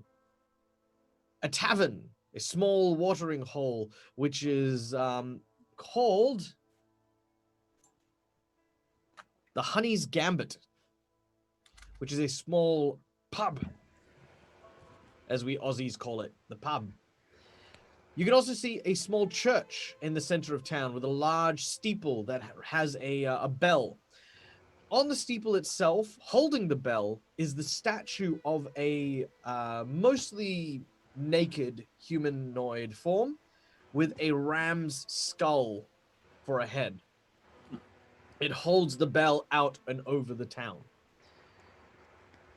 You also see a small dining establishment. The diner seems to have some very, very aromatic smells coming through, and you see people very happily walking in and out of it. Some with small trays with like entire drumstick of like turkey legs. There's just joy on everyone's faces around there. You Love see it. the small general store. Much of the stuff in the windows seem to be related to instruments, music, and the like. And lastly, a small tailor. This tailor is in a quiet part of the town. In fact, no one seems to be going near it or doing anything with it, but there's a tailor just over here minding its own business. From this point on, Jimbo, you have one contact in town, a man by the name of Mr. Green, who is supposed to sign your band up and allow you to participate in the music festival. Heidi, as mentioned, Mr. Fitzgerald is the person who should be in charge of the general store. Egon, you have a contact in the form of another reporter who is said to be in the area, a man by the name of Husker. Husker is his kind of nickname. He kind of thinks it's cool because, he thinks that, if people don't know his real name, he's all mysterious. He's a photographer more than an actual journalist. So he just takes photos and stuff, but you don't really like him too much because he's more than prone to exaggerating things with his very clever camera angles and the like, which is sinful because he basically beat you to the punch. Coop, you know one thing. There's food That here. the big belly gut buster that you enjoyed at the tavern is nothing in comparison to Taggart Thunder's 3 Thundering Drum Ale, a very special and lucrative beer that comes from this side of the bayou. Some say that it was once used to trade with some of the gremlins within there. And even then, its alcoholic content was quite impressive to the gremlins. You could see 3 barrels of this by the back of the diner. All right. All right. The scene is yours. The town is yours. You may explore and do as you wish. Keeping in mind, of course, your quest is to see if there's any rumors about these individuals floating around. Yes, Egon. So as soon as we arrive, I would like to, before I start looking around for Husker, because I expect him to be here somewhere, I would like to just blend in with the crowd, and I would like to spend about an hour of the time that we are here to use one of my skills as a propagandist, which is rumor mill, which allows me to, if I spend an hour, I can spread a rumor in town. And I would like to spread the rumor that a very special band is going to appear here, which is absolutely, it's the top notch of bands ever, and no one was expecting them to show up. They're called Heidi and the Sikis, and they're absolutely, absolutely fantastic. And word is they are already here somewhere. But no one really knows where they are. So I would like to ramp this story up a little bit and bring it under the people. All right. Do you need to make a check for that at all? Yes, I need to make a check, and you have to decide if it's a small town, if it's a contract town. So the difficulty number is decided by you. All right. It is a contract town. Okay. So in that case, I have to beat a 9. And it is, wait, let me check, a convince challenge. All right, let's see it. Well, that's not good. Wait, my convince is no. I feel like fate is intervening here. My favorite right. thing about the system. Now let's just explain this super quickly. So up until this point, as we've explained, flipping cards is a way for us to generate the actions if they succeed or fail within this role-playing game. What Egon has just done is cheat fate. The one thing that makes this game very unique is that the deck of fate, which allows you to, literally flip and find out if you succeed or fail, can be influenced by any of the fated with a hand of fate that they have which allow them to cheat in higher cards to replace the cards that they get. Now, they can only do this if they aren't suffering a negative flip on anything. So right now, Egon is replacing his 6 of masks with his 10 of tomes, which of course will allow him to succeed. So Yes, it does. carry on. To help us a little bit here, I would like to sprinkle brief descriptions of how the band members of Heidi and the Sickies would look like. So a red-haired lead singer and someone playing the, what was it called, tambourine? Yep, so with the half face plate, you know, kind of. Yeah, just vaguely, not trying to be too precise. We call him the machine. Yeah. Steam powered organ that perfectly blends with a harmonica, with a blues harmonica, and so yeah, that's what I'm trying to sprinkle. Very well. Your rumor spreads very quickly, and around the town, people begin to start whispering of this. Like, hey, did you hear this really big band here? Yeah. Heidi and the Seekers. Have you heard about that? I don't know. It sounds like some sort of Harry Potter thing. I don't know. What's Harry Potter? I don't know. It hasn't come out yet. Yeah, but I've heard the manuscript's to die for. Anyway, so you know, there's these you know whispers and stuff kind of. And then I would start to look for Husker. Okay. So are you following Egon while he looks for Husker, or are you guys kind of doing I'm gonna go do stuff. All right, gang. Let's split up and look at here in an hour. Coop is gonna take Heidi gently aside and be like, Heidi, you need to help me get some of this ale. It's basically high combustion steamer fuel. And if I use that to juice up Darlene, it's gonna be epic. Now, Heidi can see the power of explosives within this stuff, so she is all on board. She just loves blowing things up. It's a hobby that is a passion for her. So, yeah, I think that is maybe the best idea you've had all year. Yeah, let's do it. Yeah, I'm game. I knew you'd have my back on this. Very well. What was the name of this eating establishment again? Did I give it a name? Not 9. I'm gonna call it Joe's. I was gonna call it Pops. Okay, Pops. Let's go to Pops. Papa Joe's. I like that. Yeah, Pops. And you know what? You might actually be very sad to know this, but we don't actually have diners like that in Australia. Oh, that's unfortunate. Yeah, it is. Yeah. That's now you've made me sad. The biggest tragedy of this thing. It's not the dead people. The mood's dead. Okay. All right. So Coop and Heidi. Yeah. You make your way towards the diner, and you can see the big sign out the front that says Pops.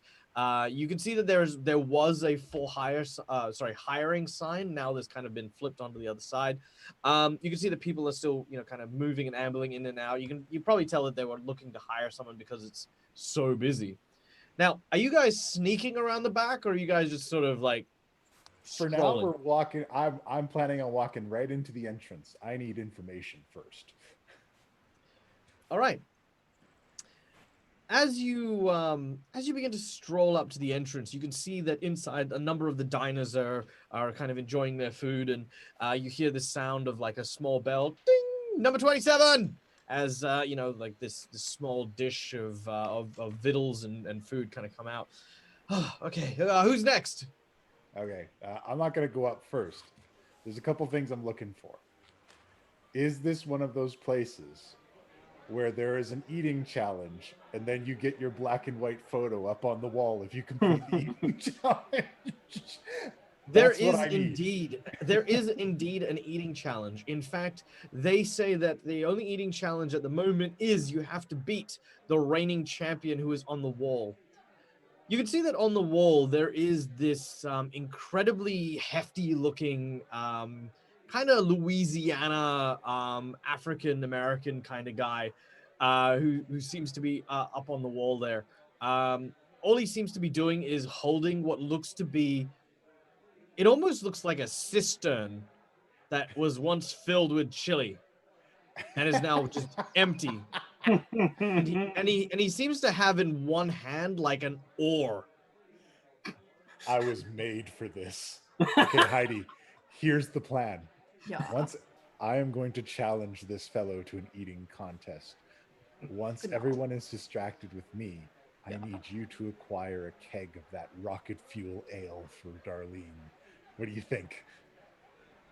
I checking my intelligence. Yeah, I think that is a wonderful plan.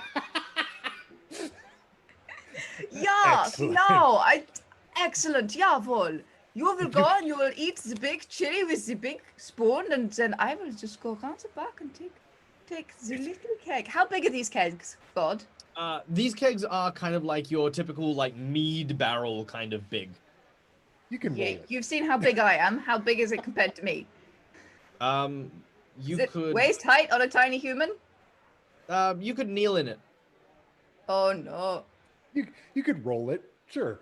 I feel like there should be a unit of measurement, but if I said that it holds like 30 liters, is that going to mean Yeah. anything to anyone? Look, I'm No. Canadian. I get it. Okay.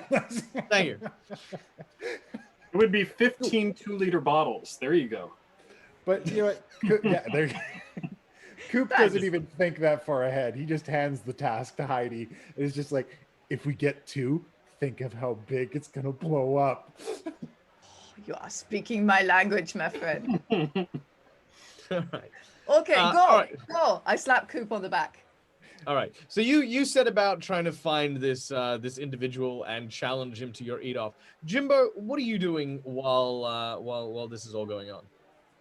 Well, lacking any other clear direction, I will seek out my contact, Mr. Green. So, Mr. Green apparently is a man who you were told would meet you at the tailor's. You're supposed to ask for Mr. Green by name and order a you are to order a bowler hat. A bowler hat, all right. Mhm. Well, I'll head on in. Excuse me. You enter the establishment,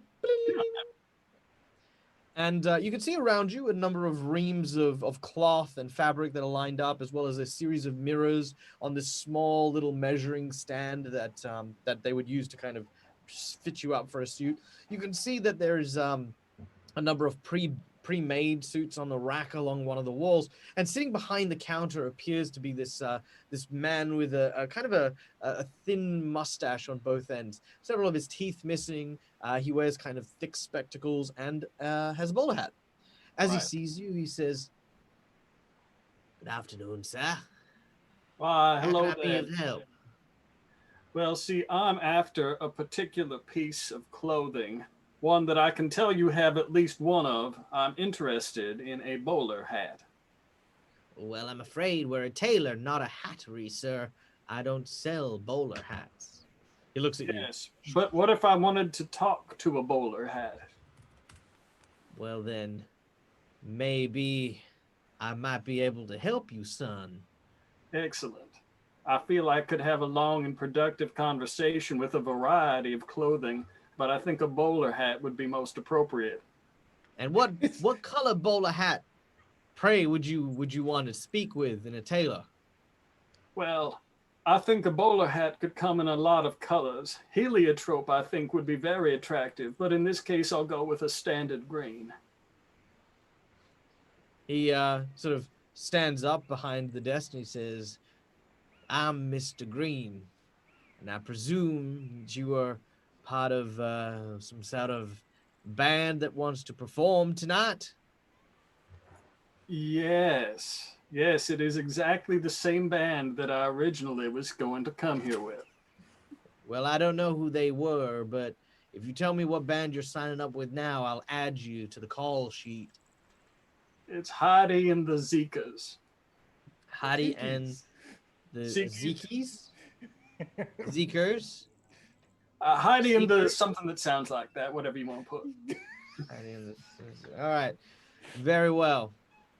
Now, listen here, friend. Yes.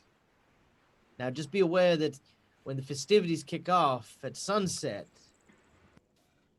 the cloth goes up over the statue, and that's when it's okay. So if you've got any living impaired members of your band, they will need to wait till sundown.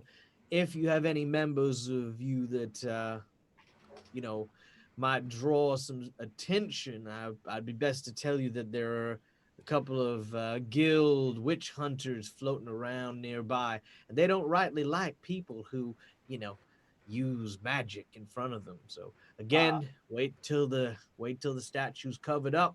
I believe I Then, understand. Now, how about yeah. any members of our band who might be living impaired but don't appear to be living impaired? Well, then that's perfectly fine, so long as they, you know, don't, you know, go all brazy on people. You know, you know. Funny thing you mentioned that. I know that that some of the bands that have signed up already have decided to take residence in the graveyard. I told them to do that as a bit of a joke. I see the joke that you are making there, in that they are dead, and that is a residence for those who are deceased. A good one, right? Right? I'll say yes. He sort of stares at you. His eye almost goes a bit wall-eyed for a second as he then sort of goes, "All right, well, good luck tonight." Oh, I don't need luck. I think we're gonna do great. It reminds me of this time when I was traveling around with Aussie Newborn. Neverborn, sorry, Aussie Newborn. That was a kids band that I briefly was a part of. Like the Crazy Train was an entirely different song for them. Yeah. Yeah. Right. It was the crazy choo choo. And Yeah. It was going down the rails on a baby train. Yeah, that's Yeah. right. Good Lord. That's All right. right. It was a kids show. Fantastic. All right. They Egon. glued the heads back onto bats. That's how it worked. Oh, just Aw. like Kids Bop Ozzy Osbourne version. That's right. All right. Tell Egon. Ozzy. We are we're back into to your search. Now, where exactly would you search for your comrade Husker? Well, last time I saw him he was a little bit of a pretentious prick, so I assume that he will try to get a room in the inn. And I would go for the inn, and I would just walk into the inn and ask around if any reporters or people from the fellow press corps are around here. All right. You enter the inn, and as you do so, there is a there is this cacophonic sound of glass breaking and shattering, shouting in a language that do you speak Chinese by any chance? No. Good. Is that Till or is that No, Egon? that's Egan. Till also doesn't. Well, no.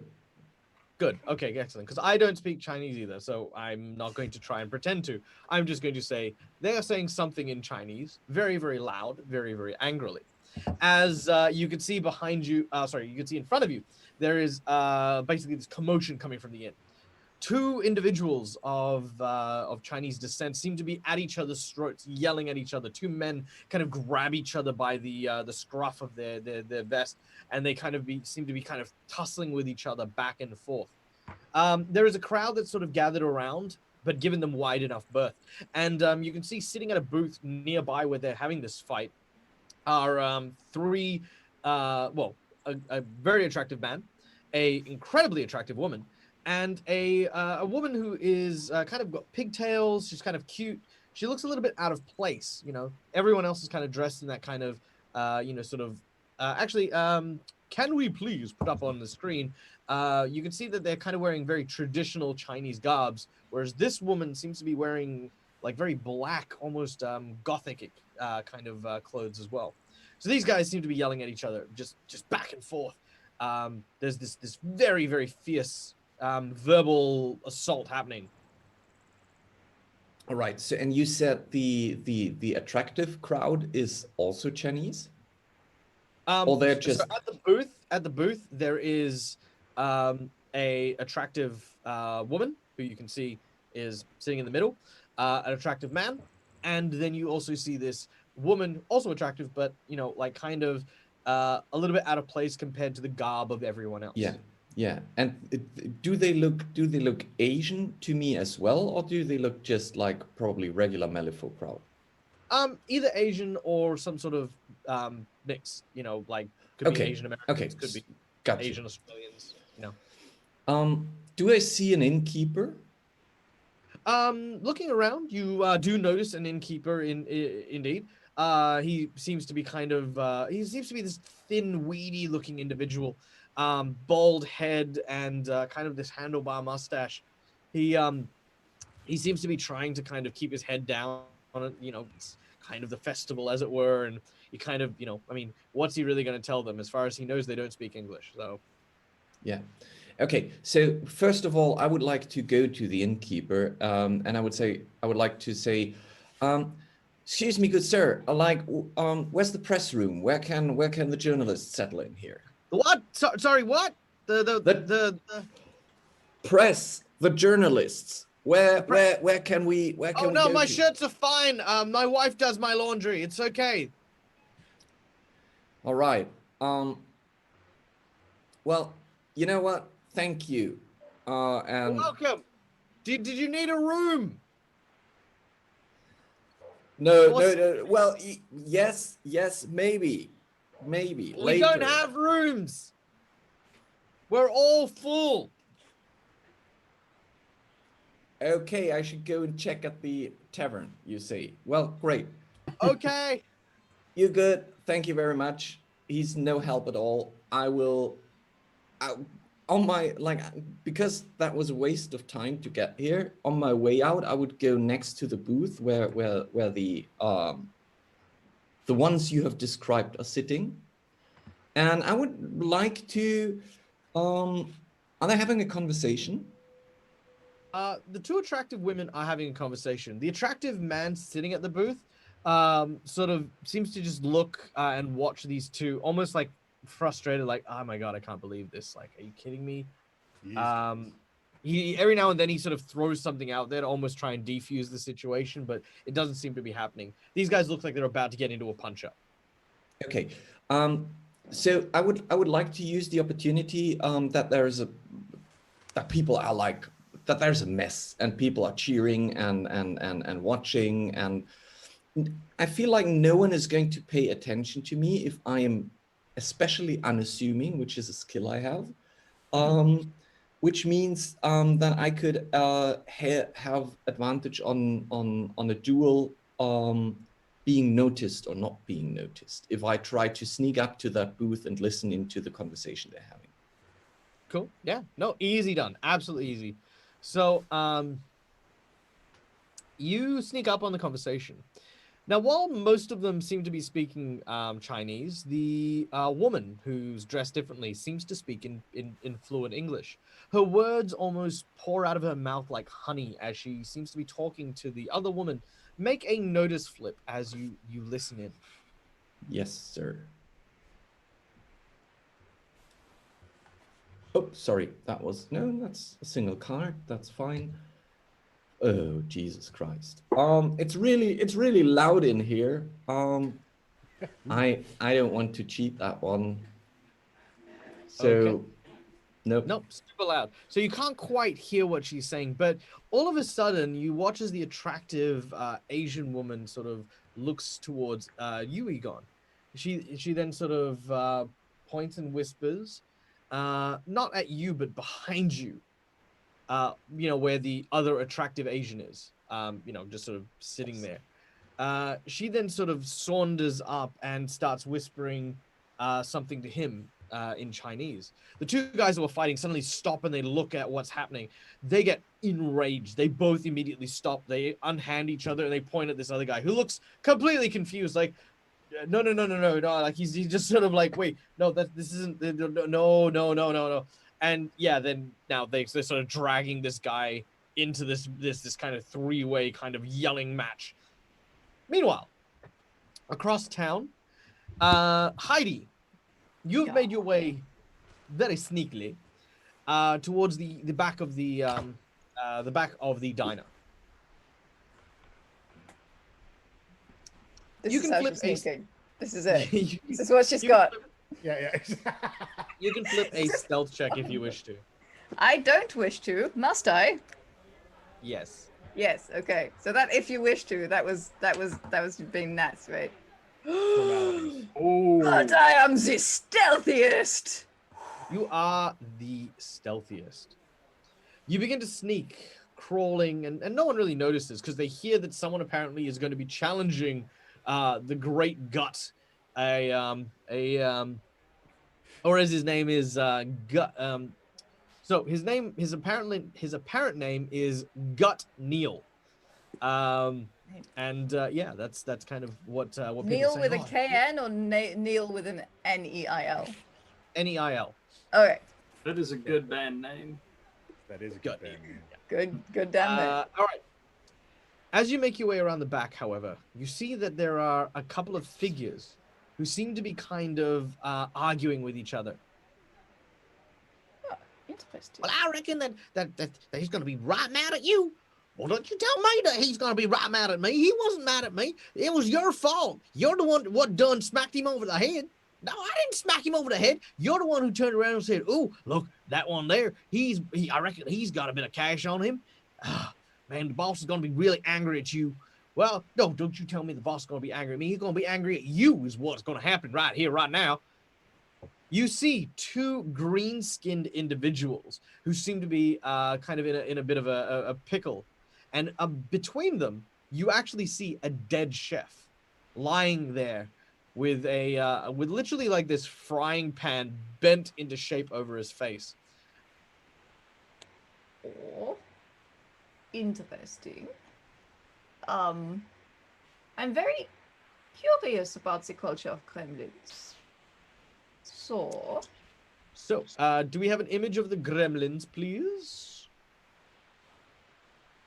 Hopefully we'll see them in a second. But yes, Gremlins, for those of you in the audience who may not know, are tiny little green-skinned creatures that are, well, they're kind of like swamp critters. Now, the native creatures of Malifaux, the Neverborn, have no idea where these guys came from. And they sure as hell didn't come from Earth. No one knows their deal, but for the most part, they are a race of creatures from the swamps that excel at copying folks. These creatures are well known for it, and yeah, very cute and very adorable. So these two seem to be arguing with one another as they say, "Well, you better hide him because boss ain't gonna be happy that you killed his favorite chef." Well, no, I don't reckon he. I reckon he wants to listen. Shh, quiet. Did you hear that? They listen around. I am very quiet. So, where are these barrels? Right next to you. Okay, so the barrels are here, and the gremlins are there. Interesting. Well, there's going to be a problem in a minute when they find that the chef is dead. Because there will be no eating competition without the chef. So if I found this barrel, I'm taking it now. Yeah. And that is what I do. All right. You grab hold of the barrel. And as you do so, I need you to make an athletics check as you try to pull it away. Oh, this is something I'm very bad at. No. I shot everything. Give me a moment. Yeah. Let's see another 12. You got this. I believe in you. Oh! The gods like me today. All right. You grab hold of the barrel and you begin to pull it and drag it away. And as you do so, you pull it back about 10 feet and you feel this this kind of figure behind you. This big, fatty, chunky hand sort of places its hand on the barrel. Hello? Now where Jabby going with that? As you see this figure standing behind you with this big grin salivating over the sides of his lips. And that is where we are going to take our first break. Inside the diner, Coop, you just kind of like you've sort of entered for the first time. You know, Heidi's outside getting stuff done. as you walk up to the desk, you know that you've got one thing in mind, one thing that you want to do more than anything else, and you want to challenge this Guts Neil guy, whatever his name is. You want to challenge him, you want to take him down, and you want to prove that your picture deserves to be on that big wall for eating the most eating the most chili con carne. I pull out my wallet and unfurl my series of photos illustrating the number of times that I have won the Lord of the Large Pants in other states and in other places. Just this roll of photos. Yeah, no, it's just going on. It's just like, I believe you have a contender that is about to meet his match. As you do so, there's this hush that comes over the diner, and you hear this ooh, coming from like everywhere. I hear there's somebody here who thinks he's the Pope of Chili Town. You can see that behind the counter, the person you're talking to is the waitress. This elderly kind of woman with like, kind of like this kind of, she's like chewing on something, but she doesn't have anything in her mouth. She's, all right, hun. Take a seat. Yes. Hey, Carlisle, we got another one. Get the big bib. She kind of turns around and this attractive male waiter comes out, and he sort of has like what you think originally is a blanket, but it's actually this immense bib. He sort of hands it to you and says, okay, sir, so before we begin, I need to inform you that participating in this event is hazardous to your health. Of course, if something happens, if you die, we're just going to bury you in the sand. And this is, This ain't my first rodeo, son. Bring out the chili. All right. You watch as the old woman comes rushing back. She's kind of got like this panicked look on her face, and she sort of whispers something to the guy. He's sort of like, "Oh, I'm terribly sorry. The chef's gone missing. If you..." And he runs behind with the woman as well, leaving the diner kind of empty. People are kind of whispering like, "Oh, maybe Guts backed out. Ooh, maybe this guy's really a contender. What's this guy's name? Hey, you know what? I heard that the cyborg, I heard that he was in a band. Yeah, someone was talking about them the other day, like the Heidi and the Seekers. Yeah, maybe he's the Seeker. Whoa, that's so cool. Maybe we should get his autograph."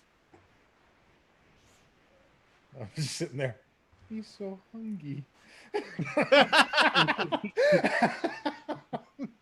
All right. Where's my chili?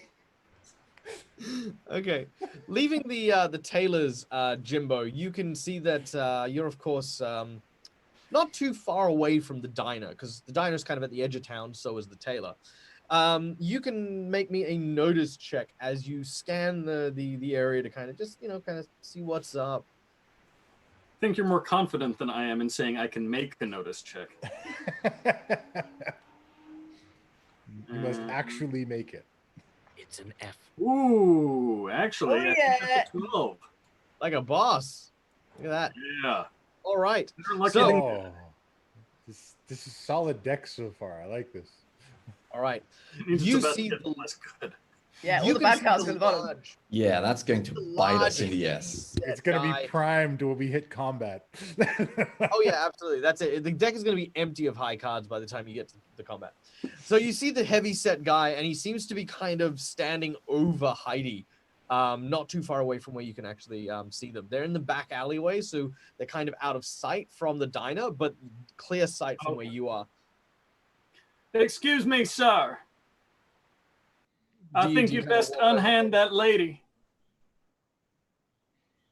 Do you walk over in there, or do you just kind of I'll yell? start at him? walking over, and I'll like look over where Darlene is, and I'll signal to Rhodey, like, "Come on, man, get over here." Rhodey's the- I need you." Rhodey jumps off Darlene, and as soon as he does, Darlene sort of like, like that's kind of like visibly like like gets lighter. Rhodey sort of walks over, Rhodey looks at you, like trying to wait for an instruction. No, I'm just telling him to come on over to where I am, and I'll start advancing toward Heidi and the big guy, and just at least for now trying to get his attention. Rhodey sort of looks in that direction, sees this really big guy, and he takes a couple of hesitant steps forward, looks back at the truck, and then starts to walk in place a few steps. Come on now, get going. And then it starts to walk after you. Okay. All right. Heidi, you see this large fellow. Now, what you be doing here? Let me guess. You smelled something good. I can tell you one thing. There's only one thing here that is any good, and that's anything that comes across my path. Interesting. So, let me tell you why I am taking this barrel.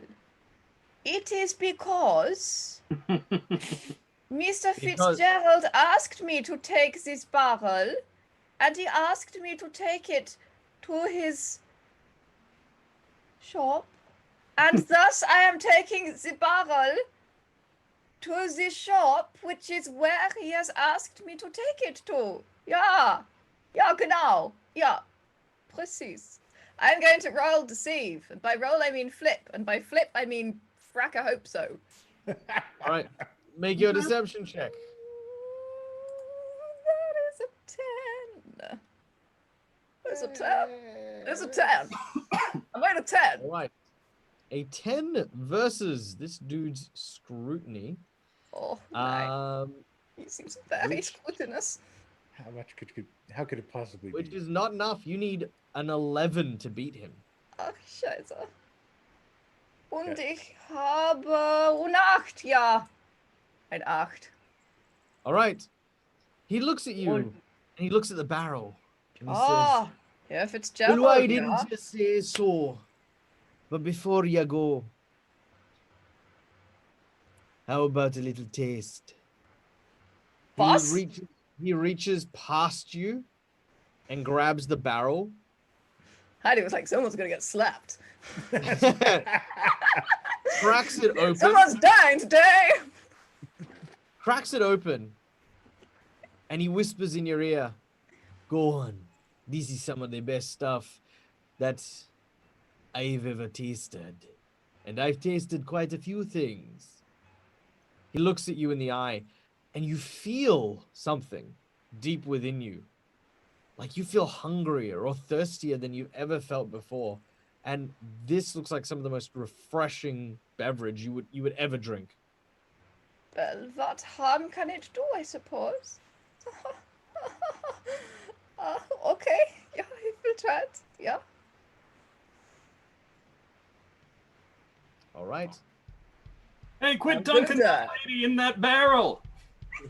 Jimbo, at this point, you arrive, and he sort of turns and he hisses at you.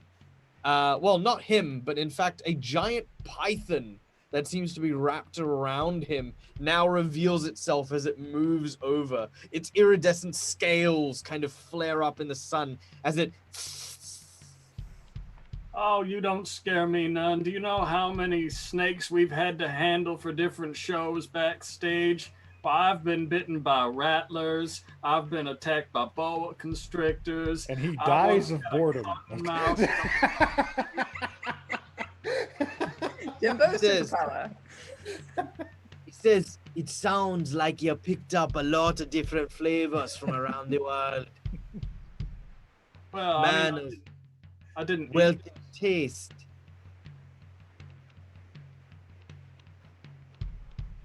He begins to move away from Heidi and steps towards Jimbo. I smell it on ya. That's the smell of someone who's been around the world. Someone who's seen a lot of things. Someone whose stories and culture bend into that supple flesh. Well, I don't know how supple it is. I mean, I do lift a lot of heavy things. I've got a little rigidity in there. But it's true, I have seen a lot of the world. In fact, there was this one time when I was on tour with Leonard's Innards, right? Now, He let me tell you, bites you on the shoulder. he does or the snake does? He does. Oh, oh, This all right. He watches his jaw almost distends like a snake's jaw, and as it opens wide, his entire jaw wraps around most of your torso, and he just clamps down as hard as he can. Make a defensive duel as he tries to bite you. All right. And I got Rhodey here with me, right? Oh yeah, Rhodey's right next to you. Good, because I get a small bonus when Rhodey's next to me. Rhodey. The Good. buddy system. Save him, Rhodey. All right. Oh, you were right about that. That comes to a. Do I know what my target is? Yes, your target, in order to not get bitten, is 13. He's jumpy. That is not sufficient. Then I'm gonna pull something out of my hand and make it a 13. All right. Well, with a 13, he tries to bite you, and as he does, he seems to clam onto your jacket. He bites and he rips, and some of your jacket tears off. You can see that, like, it's now kind of hanging, like, torn and ripped. Some of your favorite patches were on that side, Yeah. and you watch as he chews it, almost like he was chewing a piece of jerky. Hey, now I spent a lot of time getting those patches. Now all I've got is this Hawaiian shirt. All right. Meanwhile, Coop, you walk out of the diner. You step out into the streets with your bib in hand. You kind of throw it to the floor, like In search can't of believe- chili. Yeah, you're just kind of like, and you smell something that smells like an open cask of alcohol. Oh, I'm gonna run over. You turn and you can see this scene in front of you, an open cask. Heidi sort of standing over it, looking at it incredibly hungrily. Jimbo, who apparently has a giant bite mark out of his jacket. Rhodey, who is, I guess, standing there like a doorstop. And yeah, this is the scene in front of you. Jimbo, is this guy giving you trouble? Well, yes, I believe he's given me and Heidi some trouble. He's eaten all of my patches, including from the time. Do you remember the time when I was off with the trolling bones? You remember? I remember that, Jimbo. I wrote remember that. But song hang on, about I gotta have some words with it. Listen up, you skeleton painted, snake loving weirdo. You don't Sounds come like- and mess with my friends. You actually recognize this guy from the photo in the diner. It's you. Oh my god, the eating competition is going to be Coop versus this guy eating each other. You stood me So up. basically, you watch as Coop picks up Heidi, and this guy picks up Jimbo, and he's like, Yeah. 3, 2, 1.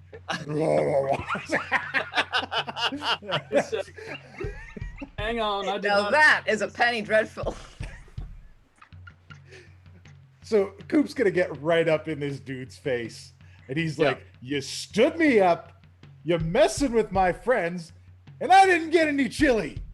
You got something on your face." I lean over. What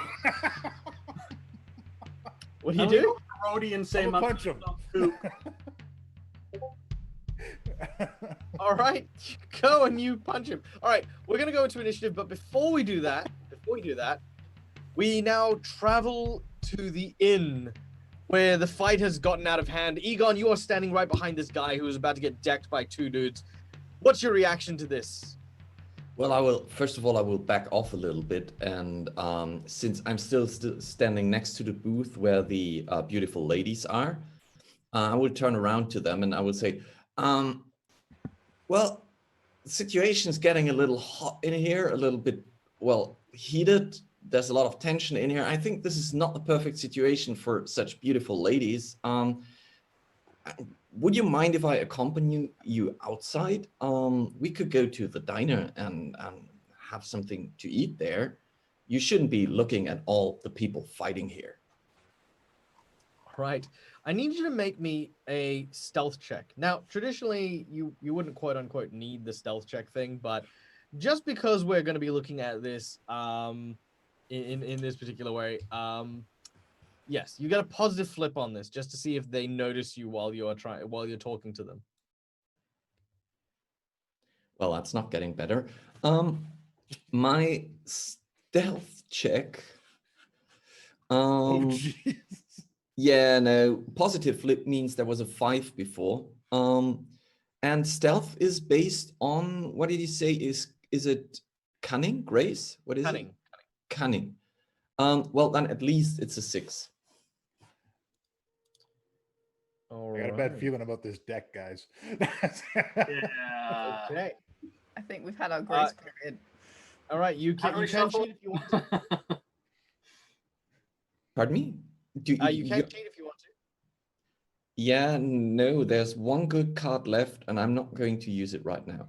Very well. All right. Okay. Very well. You do not use it, and you are noticed by these guys who immediately look at you and turn their attention to you. So now, could I get everyone, please, to flip initiative as you engage with your various individuals?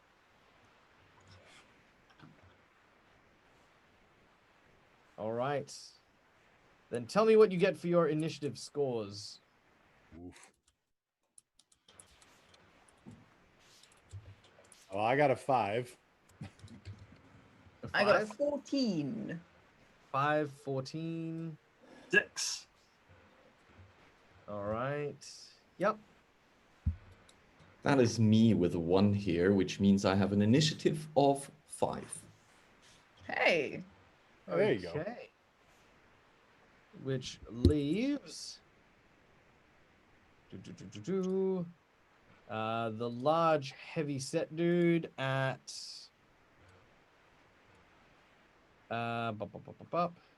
initiative of 11, and the women and the soldiers at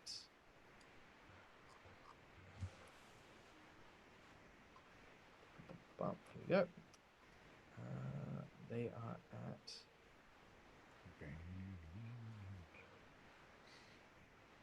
8. All right. Excite. All right. So first up, Heidi. Ha. You're on the board. I am. I'm a chopping. Yet I'm gonna do a martial arts karate chop against Mr. Tall because he can't eat people if his throat is closed. Ha! True. That's why he brought me. I'm the smart one. That's just science. Yes, exactly. That's By pretty the science- power of science, I'm going to karate chop this man's throat. Wait, that's everything. I don't want everything. Sorry. Okay, it could be worse. Let's see. That is a 13. Ooh, It is okay. also... What switch is that? That is a mask. Ah! I have a combo attack. If mask is flipped in combat, take this action again. Oh, snap. Jump! Yes! All right. Well, his defense is 10, which means if you get a 13, you hit. Because you have hit within 3 margin. Oh, sorry, within not 3 margins, 3 figures. You're within that first margin, meaning you flip twice, and then tell me what the lower of the number is in order to determine your damage. Now, this is very similar to the actual tabletop game, Malifaux, which is how more or less you determine how much damage you end up dealing. So Well, I'm all using damages up come with the bad weak, cards. medium, and heavy. So your lowest number is? Fine.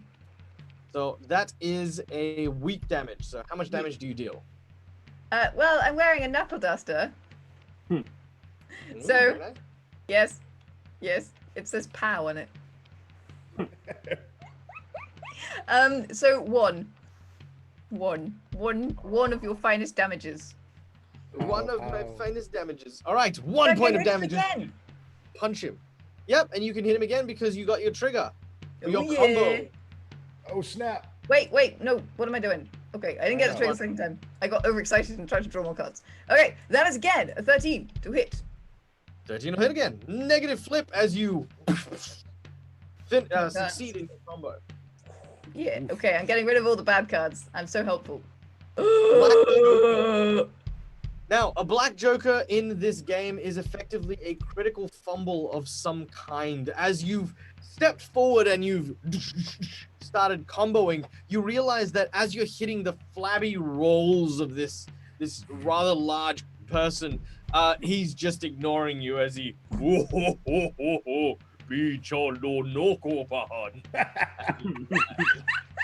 don't know.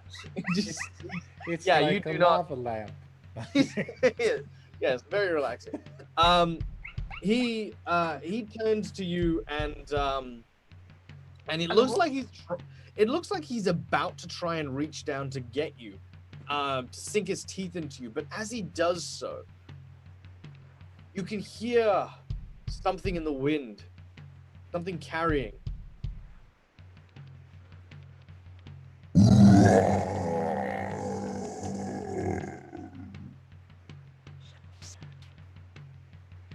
You watch as this guy looks up into the air. As he does, sees that he's more or less outnumbered at this point, and will take the alcohol and tip it onto one side.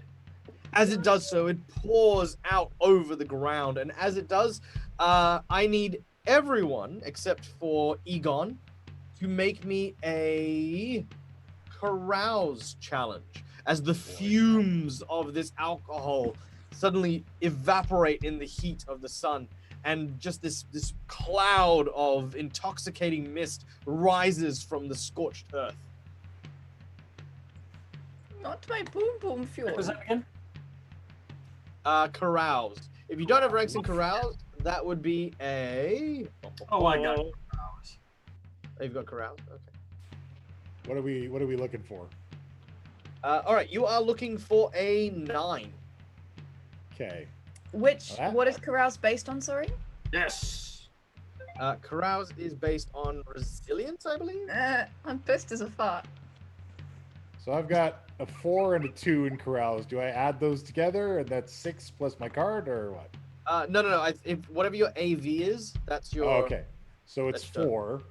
I mean, I drew a 3 and I'm not. That doesn't stand with me. So. Yep, you can cheat it if you want. Frick! I don't have a lot of really great options. Screw it. You know what? I'm gonna cheat it. All right. The two of you cheat your cards, and as the gas sort of fills the area, you kind of breathe it in. It gives you a nice buzz, but it does not get you drunk. So you need a nice buzz to be able to fight good. I will not be denied. All right.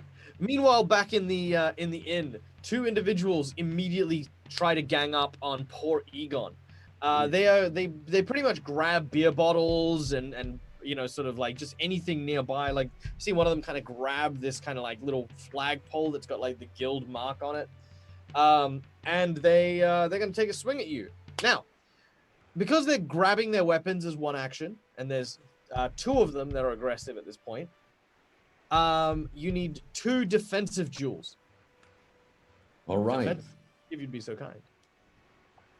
So first defensive duel is, well, that's pretty nice. I can add my defense to that, right? Which means it's a 13. You avoid the first one.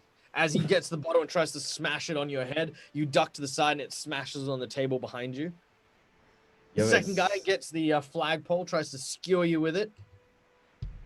Oh well, that's not really good. That would be an 8. An 8, he will hit you with that. You need a 10 to avoid the damage. Well, in that case, I will try to avoid it. I will cheat with a 13. Easy. You as this one tries to stab at you with the flagpole, you kind of grab it and force it into the ground rather than into your body. And as it does so, you notice that the girl behind you seems to kind of be watching, almost like she's watching television, and gazing at this drama as it unfolds. You see that the attractive Chinese woman is kind of also, you know, very starry-eyed about what's going on. All these beautiful people fighting over me and my affections, and the only people who are suffering at the moment are the guys who are about to get their heads knocked in. All right. Rhodey, you are and Jimbo, you are up next. All right, and Coop hasn't gone yet, right? Nope. No, Coop has not gone yet. All right, can we set him up? Like, is there like an assist that we can do to set him up so he gets a bonus on his attack? Yeah, absolutely. So, what you can do is you can, I will need to double Well, check is this. he dumped the barrel? Did he bust it too? Yes. Oh, Well, I mean, okay, I'm gonna say no. Like, it's not like unsalvageable. okay. Then I think between the two of us, we'd like to pick up the barrel and pull it down over his head so that he is impaired and Coop can just start pummeling him in the gut for Old Glory. All right. So for this one, we're gonna make that a grapple check and use that to try and basically restrain him by using the barrel. And that's Let's see. Grapple is a. Here we go. It is a speed check. speed. Grapple. Oh, it's not. It's basically quick, like dumping it over his head quick enough. What's my You target? grappled him. All right, your target is a solid 10. 10. All right. Well Oh, then. you got the whole deck. Oh, Well, we know what the last card is now. So that actually is an 11 because my speed is a -2. All right. Jimbo doesn't do anything fast. Well, that's not the card you get. Oh, We you grabbed Flip the whole deck. again. instead of Flip- just one Flip card. 21 cards. oh. Try the top one. One of them was bound to be good. Well, that's depressing then. All right. Let's see how this goes. Oh, jeez. So in Jimbo's mind, he picks up the barrel and launches it, and he's like, "Yes, Oh, hang on. I can cheat fate, right? are the champions." Yeah, you can cheat. All right. Cheat Meanwhile, cheat. you can cheat it. Me and Rhodey. Is Rhodey assisting me? Do I get a bonus from Rhodey for doing this? Rhodey doesn't have any ranks in grapple, so alas, he is not able to assist you. Well, then I guess if my target's 10, that's my only choice to get a 10. Okay, very well. That will put him inside the barrel. He is now effectively restrained, meaning that anyone who makes a melee attack against him will indeed get a positive flip. Excellent. Okay.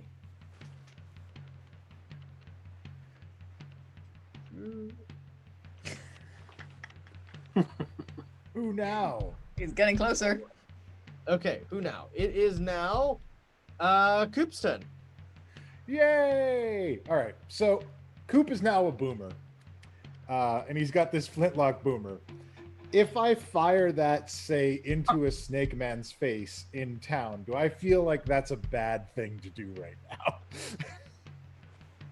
I mean, you look over at the statue. The statue's blindfold isn't on, so technically, yes, everything you do will still be kind of measured by the law. Okay, so as a character, I think it's a bad idea if I like straight up murk this dude. Make a notice check if you would. Okay, make a notice check.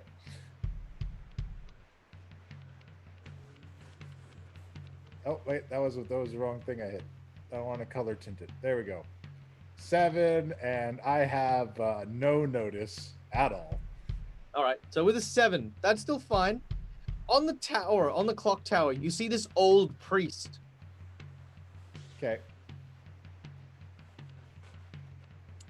He's climbing up towards the statue.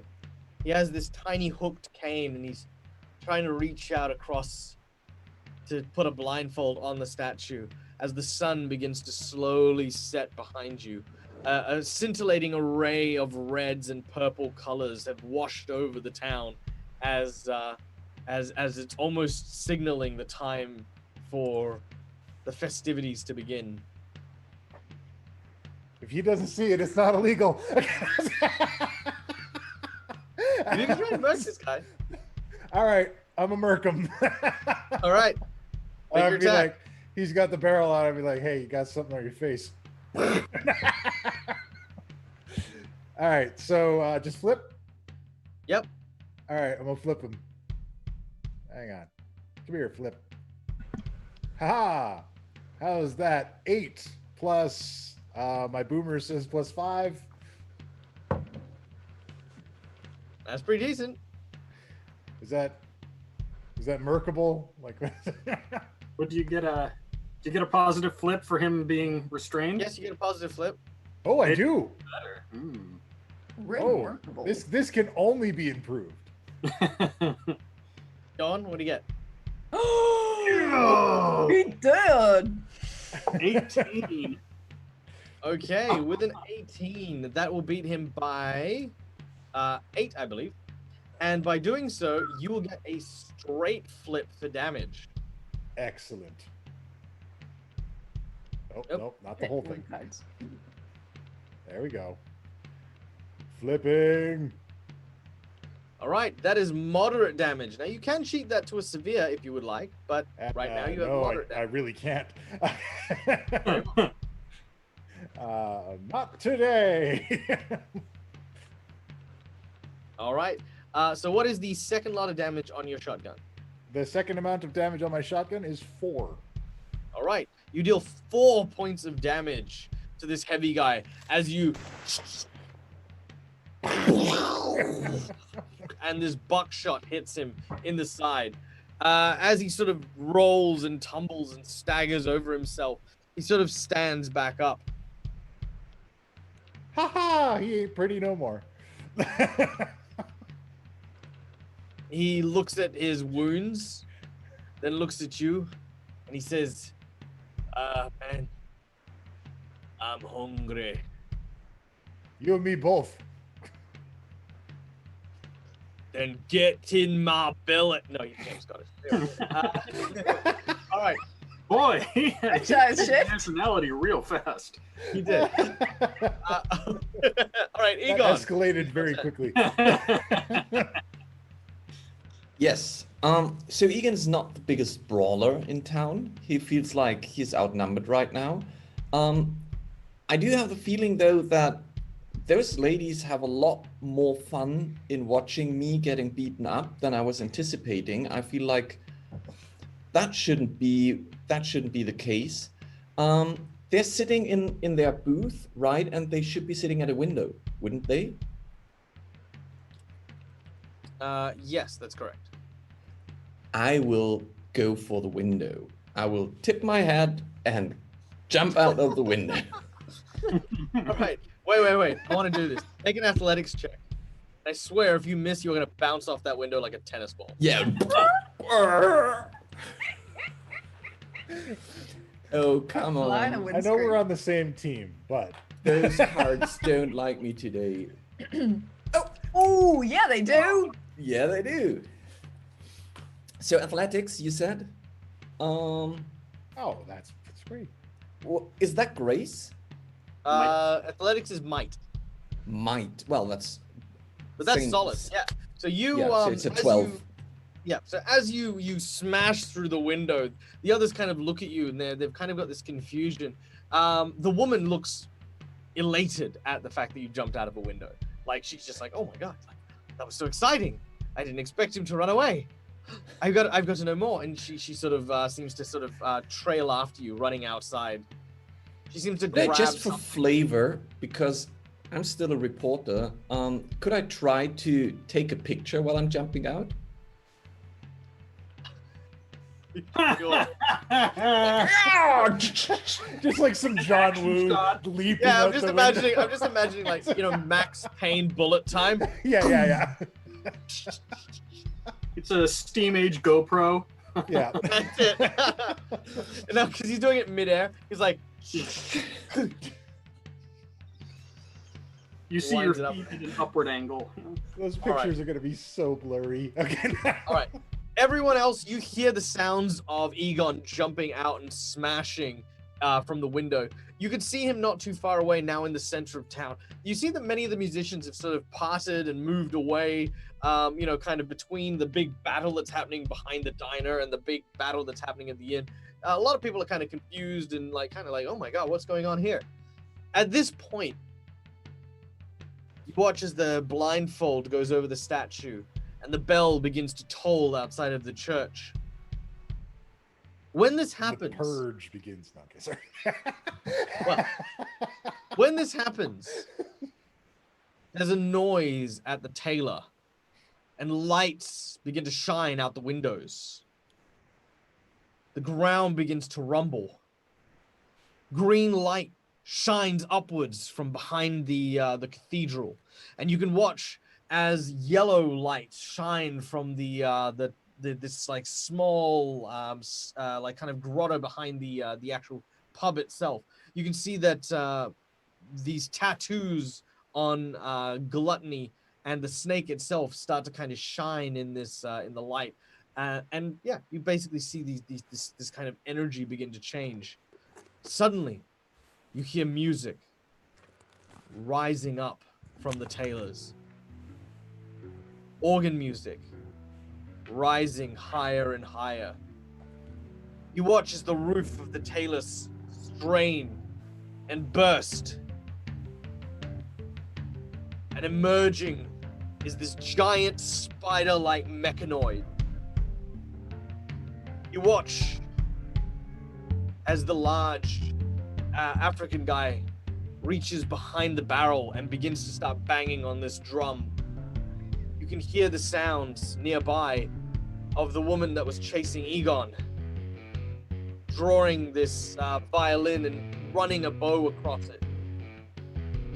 From another angle, you can see the local, outside of the diner, this woman in this gray frilly dress comes out with a guitar and begins to play. And from behind the graveyard, this immensely tall individual with a stovepipe hat and a shovel joins in. And this huge figure standing on top of the tower where the old man was, as he puts the headband on, shoves him from the precipice as he falls and collapses to the ground. When this happens, all that energy, all those lights that begin to gather around, suddenly strike the giant statue, which begins to melt, revealing this clockwork mechanism that whirs with energy. You see the guy in the organ, sort of with this grin on his face. Jimbo, this is Mr. Green. Oh, He sits So there and he he's- turns. got something going on here. He turns a knob, and as it begins to increase, the volume begins to increase, exploding out of this device on top of the tower. And you watch as the old man that just fell from the precipice suddenly rises upwards. Pass. Okay. You can see that everyone is starting to panic. Everyone is starting to just run around rampantly. You are in the middle of this chaos and this anarchy. You're next to the large rotund guy. What do you guys do? Let's go back to the top of initiative, starting with Heidi. Yeah, I would like to make a history check and see if I know what the hell is happening. You don't need to. I You know exactly who these are. You hear the sounds of their music. You see the reactions of the people. People panicking. Some people attacking each other randomly. Other people lying down on the floor, simply passing out and not moving. Others suddenly just lost in a frenzy, eating garbage from trash cans nearby. Almost as if the 7 deadly sins themselves had suddenly risen up and ensnared the people here. You know immediately who these are. These are the Crossroads 7, the survivors of a deadly concert at the Crossroads, leaving only them alive. The music discordant, nasty, digging, clawing. You can hear the sounds of it gathering around everywhere. And as people begin to almost murder each other in these streets here, smashing the windows, looting, pillaging, you can actually see that anyone who dies, anyone who gets killed in this anarchy, immediately rises once again. Their bodies ensnared in this drive to continue their rampage. Oh, 9. It's getting worse and worse by the second. You have Heidi, a what do you do? problem? Dory?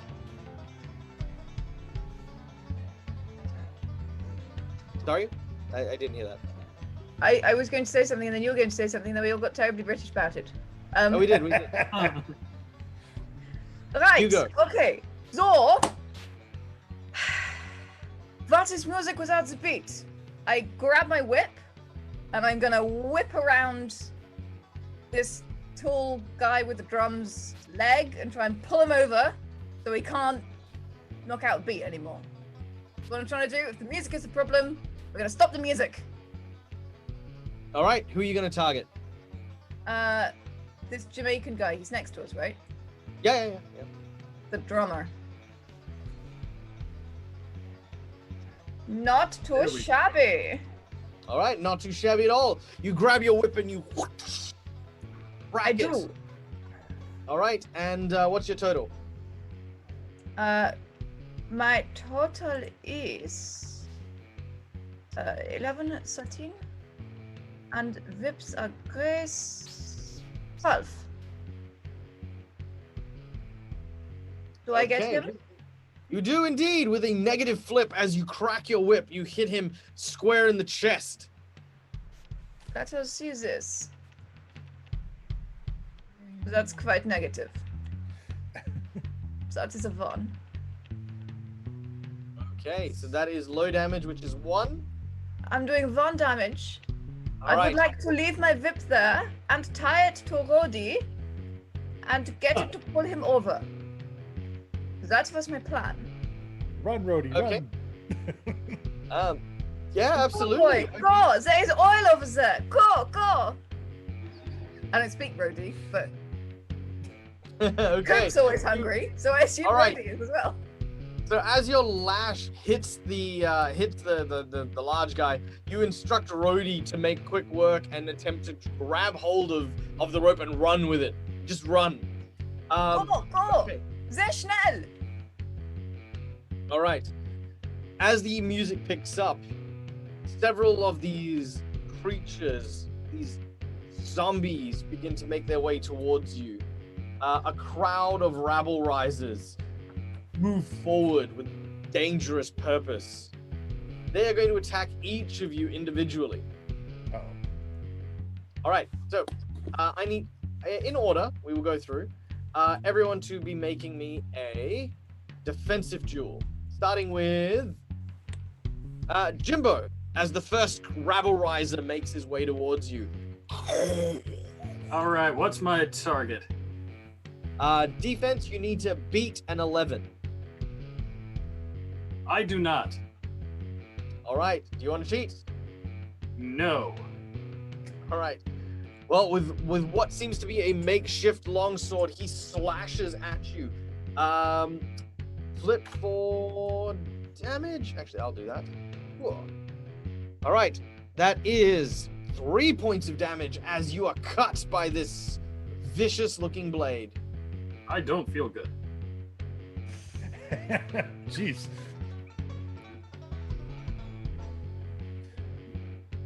All right. I don't feel so good. Hold me, Jimbo. All right. That was Jimbo. Next up, let's see what Poop can do. Sure. That sounds like a thing.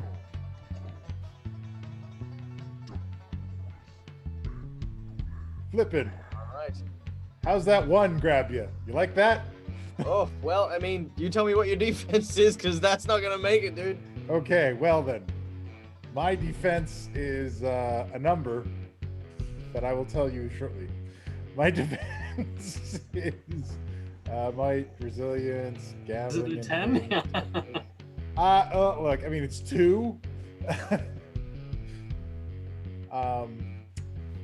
That's bad, right? Like, that's not good. It's not good. All right, so he is going to get you with Neat. Oh, 4 points of damage. Cool. All right. All right, let's calculate that. Fantastic. Okay. Next up is Heidi. Heidi, make your defensive flip. Heidi wishes she was hiding. Oh! As this blade comes through, you use your whip and you move around to one side as it slashes, and you In manage. fact, I think my whip is gone, but I duck. Oh, My yes, whip you- is full of man. Oh, but yeah, it is full of man. It is full of It's man. over there and full of man. But Very well. Very I well. duck. You duck and I you dive swerve. into dodge. I swear. Okay. Then let's see what happens to our dear friend, Egon. Yeah. So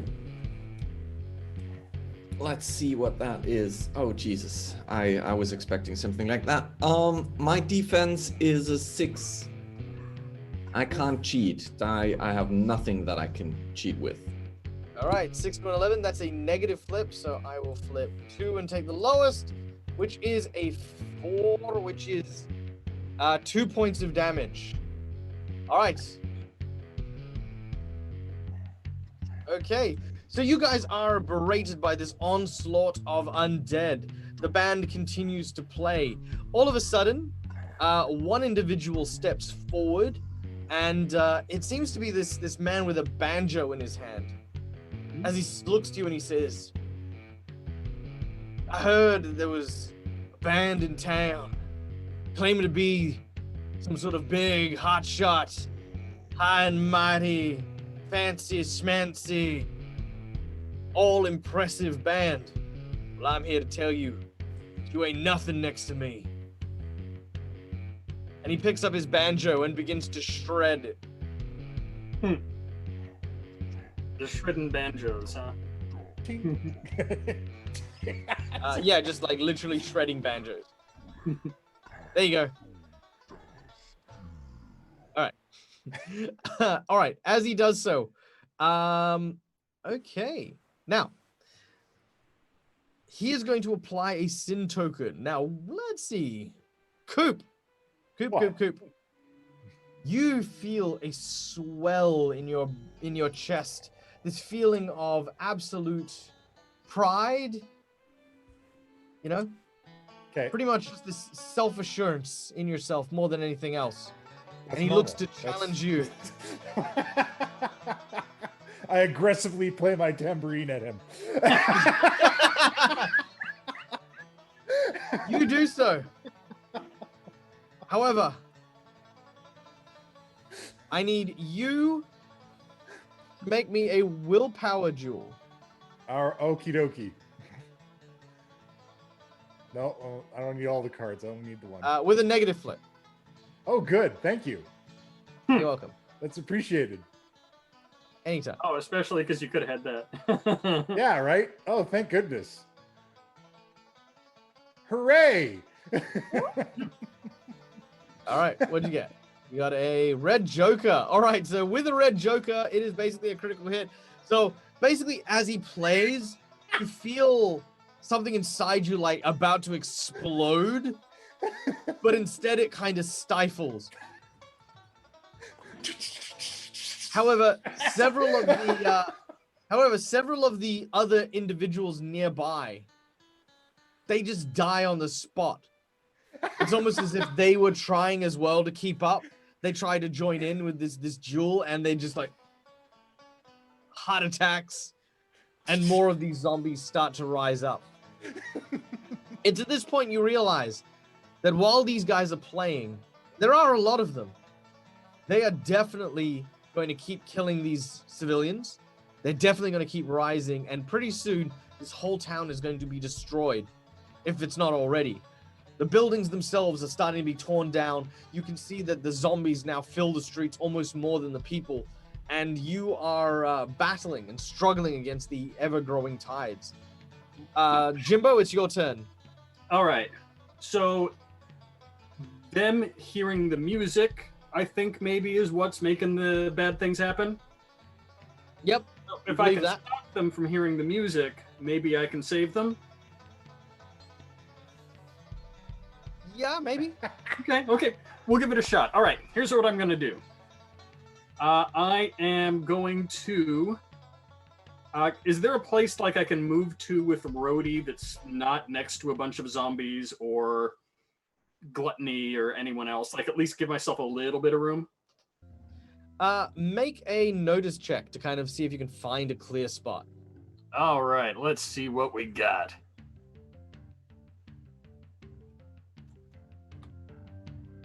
Nope. I don't see it. You do not. All right. Well, then we're just gonna have to do this as best we can. It's probably gonna Well, take me. Actually, there is a small group of people who appear to be asleep. Oh, let's move toward them to start. Excellent. As you get closer, you can And- see that there's a lot, like probably the bulkiest of the band members happens to be in this area, and he looks at you, and there's almost like this kind of similar look as he growls at you and plays this bass guitar made of a shovel. You suddenly feel kind of weary around him, super tired, like That doesn't bother me. I All like right. being tired. I've had tired enough due to artificial substances. I'm ready. all right. So the You first made your way into this area. What do you do? Yeah, the main thing I'm going to do, this is probably going to take me until next round, but the big thing I'm going to do is I'm going to hook up Rhodey's amp to the internal weaponry of Rhodey. Okay. So the idea is once I fire this thing off, I'm going to amplify the sound of an already extremely loud thing and hopefully deafen as many people as possible. All right. Make an engineering check as you very quickly open up the back of Rhodey and reveal this heavy Derringer Gatling gun. You then begin to to figure out a way to create a microphone with the amp inside Rhodey. I might, this might actually be the last card. I'm not able to pick up just one. It is the last card. Okay. Before I... All right, that will be a 13. All right, with a 13, you do hook it up. You won't be able to use it this round, but you have got yourself a very, very fine-looking, amplified sonic weapon. All right. All right. The jammer. Because I've reshuffled the deck, everyone gets to draw one card from their twist deck to add to their hand. Which hopefully Oh, thank God, because I've got nothing. which you I might don't know need. that helped a lot. All right. Coop, you're up next. What do you do? Okay. Is this guy in any way intimidated by my aggressive tambourine playing? This guy is he's I mean, you don't even think he hears you. He's too interested in how he sounds. Okay. All right. Well, I have a plan, but first I want to point out there's an alternate universe in which I challenged Gluttony to a chili eating contest and beat him. And I think that Oh yeah, I'm sure. I mean, you know, I'm here for it. The other thing I want to do is how many more barrels of this rocket fuel are there? There's 2 more barrels. I want to do whatever it takes to get barrel 1 into the fuel line of Darlene and then get Darlene into the band. Okay. Make an athletics check as you attempt to move the rather large barrel over to Darlene. Look, if there's something I'm known for, it's athletics. No. Oh yeah. Flip. How's that 7, sir? A 7 is not quite enough. You need a 9 to move these heavy set barrels. How does 11 I'll do it. grab you? 11 grabs me fine. All right, you grab hold of the barrel and begin to roll it towards Darlene. As you do so, you begin to load her up.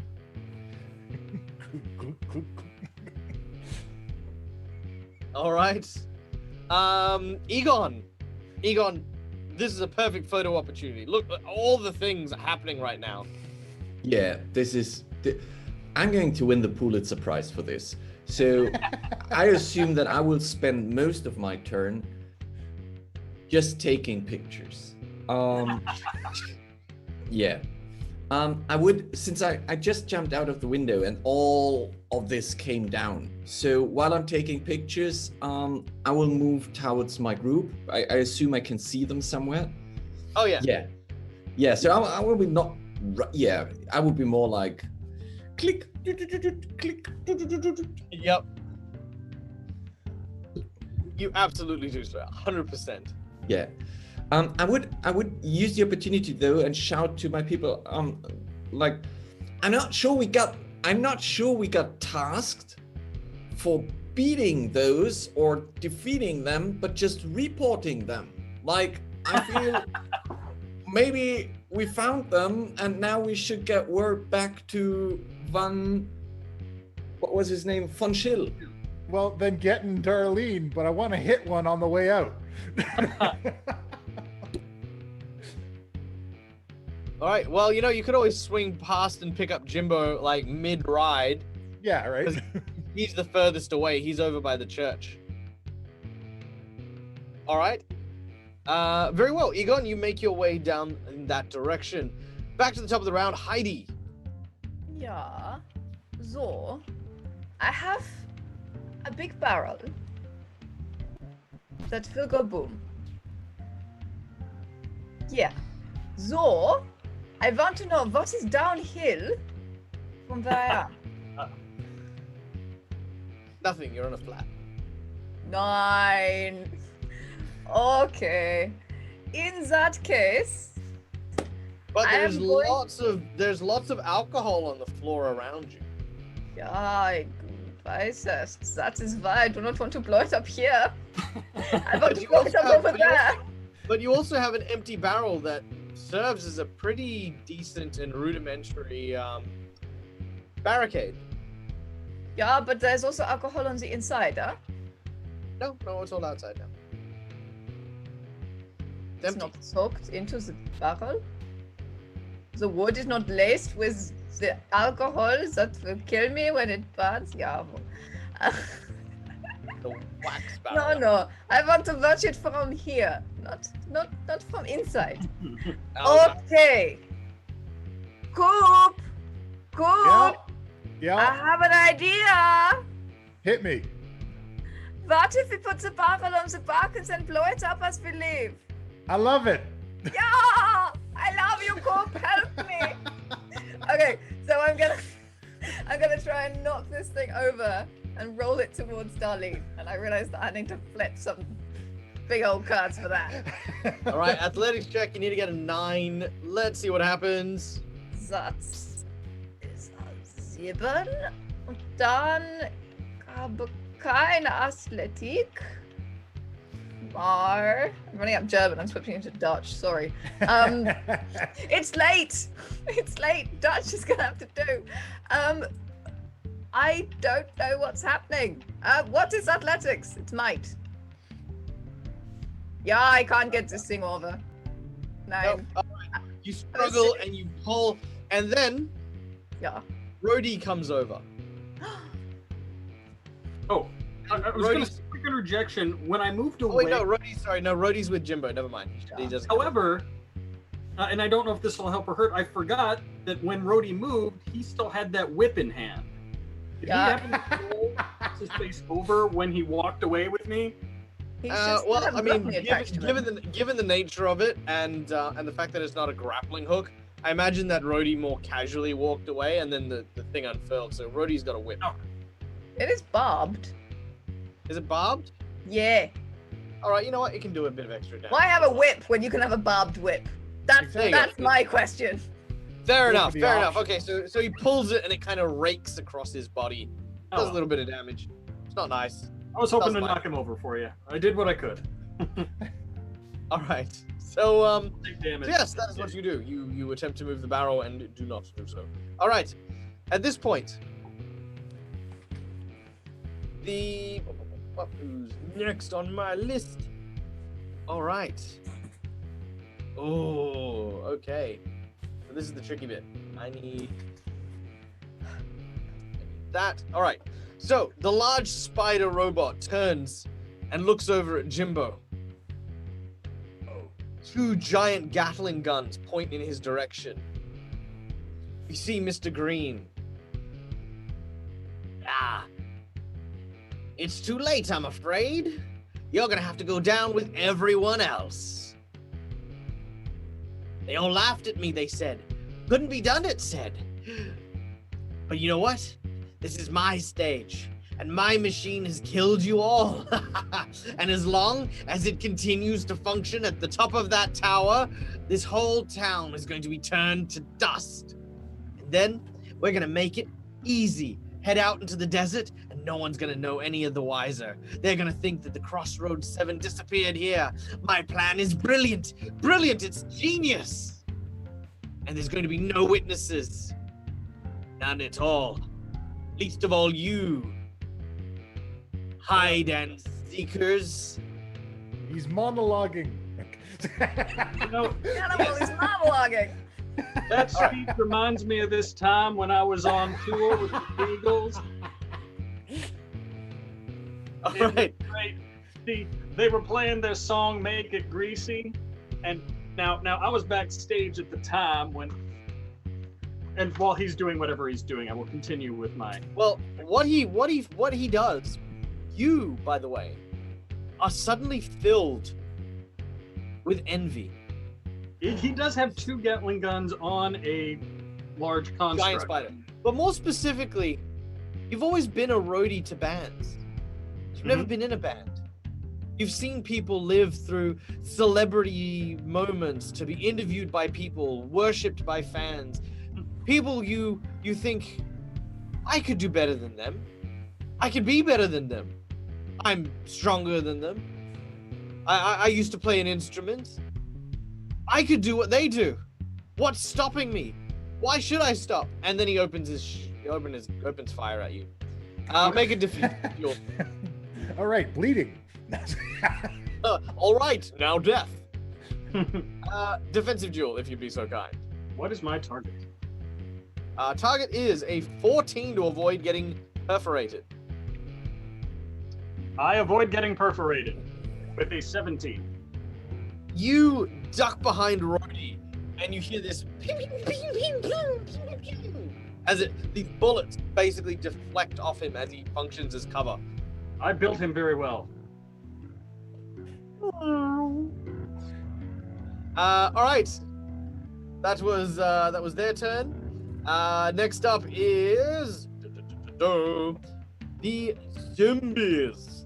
All right, Coop, there's zombies gathering around you, specifically trying to lock you in. They are going to try and grapple you and drag you out of Darlene. Make an athletics check to resist as this horde grab hold of you and try to wrench you from your privacy. Not the zomboids. Oh, come on. Oh no! All right, Well, you need to get an 8. Yeah, all right. Nada. Do I hear 4? No. All right, you're pulled and dragged into the crowd of zombies. Okay. Well- Jimbo, it's your turn. You're behind a fully rigged up and decked out roadie bot. All right. What do you do? So I've already hooked up the sound system. So if I just shoot something, I'm already going to make a loud sound to hopefully deafen everybody. But he also just gave away his plan because he's a villain and he monologued. So I'm going to jump up on Rhodey and have him flip out my Gatling gun as a 0 action. And then I'm going to fire on his machine at the top of the statue and hopefully end the whole thing. Let's see what All right. Make a heavy guns check as you swing Rhodey's gun towards the machine. that will be a Damn. Yeah. Thank goodness I took that 1 for you. That's very true. right? All right. So the Gatling gun fires, and as it does, the amplified sound cuts the music entirely. As bullets rain and echo throughout the entire town. You watch as the entire top of the steeple is basically sprayed with bullets. Flip your damage if you would be so kind. Flip 2 and take the highest. Ooh. It was Jimbo.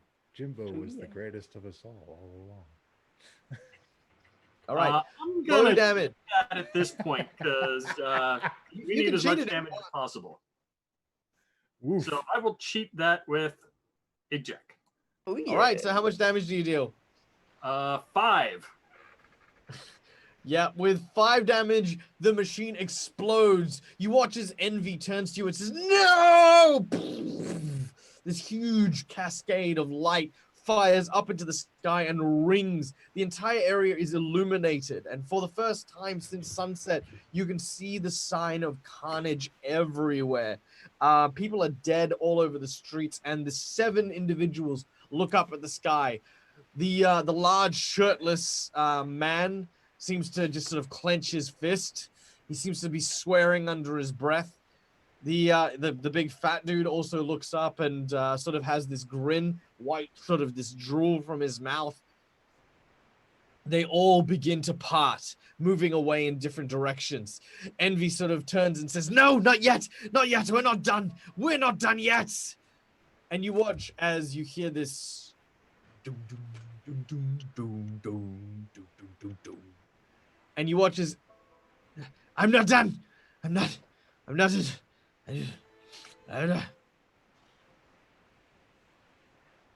And the machine begins to move away. Heidi, yes. We are Heidi and the Seekers, and we'll be here all week. You watch as they move into the distance. And you watch as one person. You look at one person looks at you. It's the banjo player. Heidi and the Seekers, huh? That's right. He tips his hat and then walks off. As these individuals make their way into the distance, they kind of split in different paths, and dust begins to roll over the desert. Oh, They man. disappear. No, not to be seen. You are left standing in the center of Dust Point. What was once a festival of camaraderie and community is now desolation and death. The zombies stop moving. No objective, no idea of what to do. They stand listless and idle. No music to dance to. All of a sudden, a shot rings out. And one of the zombies falls. Then another. Then another. Soon enough, a wagon filled to the brim with mercenary soldiers dressed in the armed uniform of the Free Corps step in. The zombies try to defend themselves, but are quickly dispatched by this military unit. Leading the charge is what appears to be what appears to be Von Schill. He seems to be approaching you. And as he approaches, we pan out to the scene of the town of Dust Point, now like its namesake, reduced to little more than dust. And it is here that we will end our adventure for today. Thank you so much, of course, to our wonderful players and stuff like that. But guys in the audience, don't go away. We are going to be right back in just a few seconds with not only the final prizes for the raffle for today, but also we're going to be chatting and having a bit of a Q&A. So ask your questions in chat. We're also going to be meeting up with the authors, having a bit of a chat if any of them are still up and alive and around to have a chat. Sorry, one. All right, g'day guys, and welcome back. Joining us, of course, is the cast of the game we just watched, of Through the Breach, Mad World. In addition, of course, the wonderful minds behind Through the Breach, Kyle, Matt, and Matthew. Oh my God, that was so much fun. Thank you guys, to my players, of course, for making the experience such a memorable and fun experience, and of course, to these wonderful authors who allowed us to play such an amazing and awesome game. First of all, guys, I gotta ask, what did you guys think of the session? I loved it. I had so much fun watching. From the little things of like the rumor spreading to jumping out a window while taking photographs. All of that was wonderful. No, absolutely. I love that. I love that bit with the rumor milling, and I was like, oh my God, that is definitely getting Pride's attention straight away. First thing was Pride's like, who did the what now? Someone's talking about someone that's not me. I'm gonna kick his ass. Yeah, I must say this is a really cool how do you call it, a skill?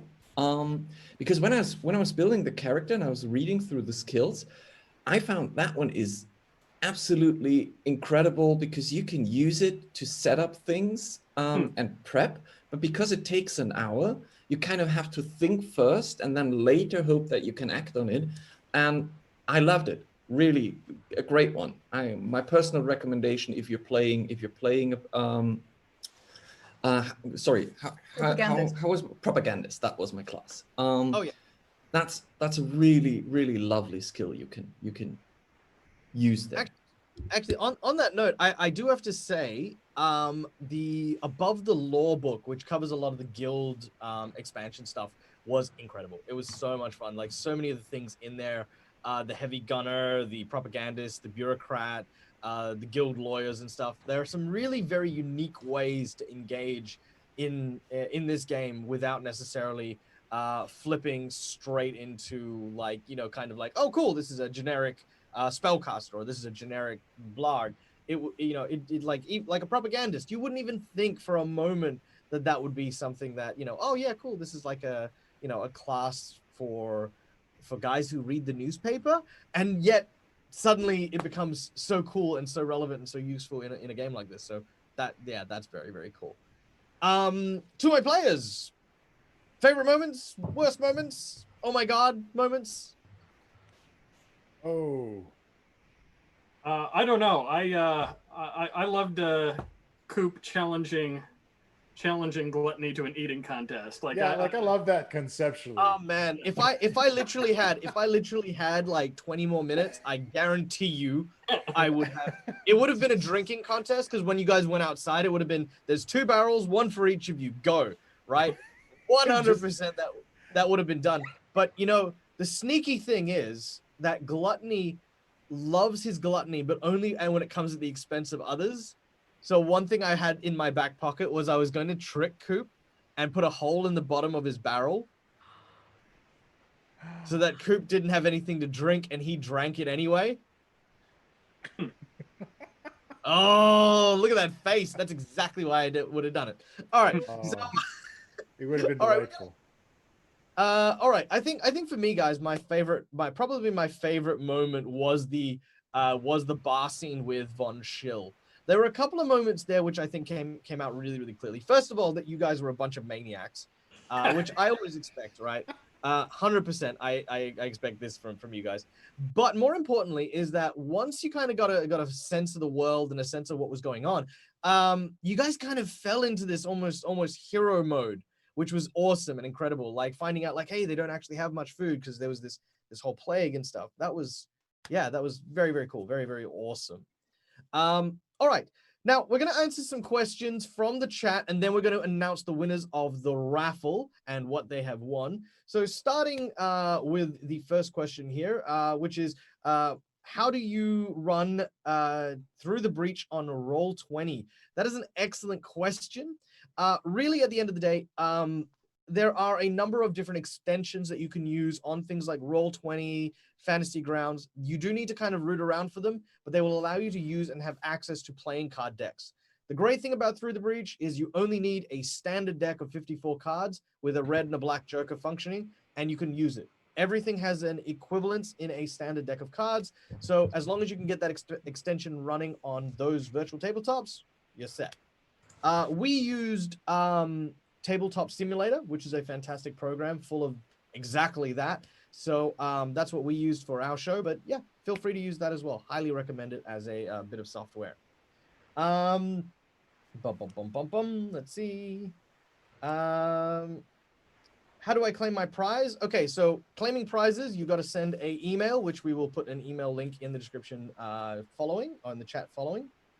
What one-shot and Penny Dreadful could you recommend for Malifaux players who are playing Through the Breach for the very first time? Authors, I will throw this to you. Which Penny Dreadful would you recommend? If you had to pick one. It really kind of depends on what you're into. That's kind of the beauty of Malifaux, right? We try to go into as many genres as possible. Me personally, I really love the Obsidian Gate. I'm a big fan of the stuff that we're doing Earthside and fighting off Oni. I don't want to go into spoiler territory of it, but there's a lot of interesting stuff that goes on in that one. So that would be the one I would vote for. Stuff happens. It's also a Japanese adventure in case you guys do like that kind of setting or style for a particular game. For me, I would say 2. I think In Defense of Innocence is super fun. That allows for a lot of the sort of alternate, not combat-focused role-playing we saw today, which is a great example of why Through the Breach sort of lets you take different routes to handle different problems. I'm a little biased, but I also think the Days Without Accident, which is the one we just released, is great. There's a lot of investigation, a lot of combat, a lot of just a lot of elements that I think scratch a lot of itches for different players. So those are my 2 favorites. Sherlock Holmes players will Yes, really like Days Without Accident. For me, I would recommend if you're just getting started to do one of the one-shots that we have. They're quick and they can get through the adventure pretty fast, so you can learn the mechanics and then kind of go deeper, and you can kind of put them into any scenario that you want to do. I know I really enjoyed The Hand That Feeds. It's just a fun, like, silly adventure that you can run through that takes you some interesting places. So. Awesome. So some great recommendations there. Now, of course, we have come to that period of time where we will now announce what our winners of said raffle have managed to sneak away with. So first on our raffle list is King Yak 42. You are now the proud owner of the Through the Breach adventure, Bubbling Up From Below.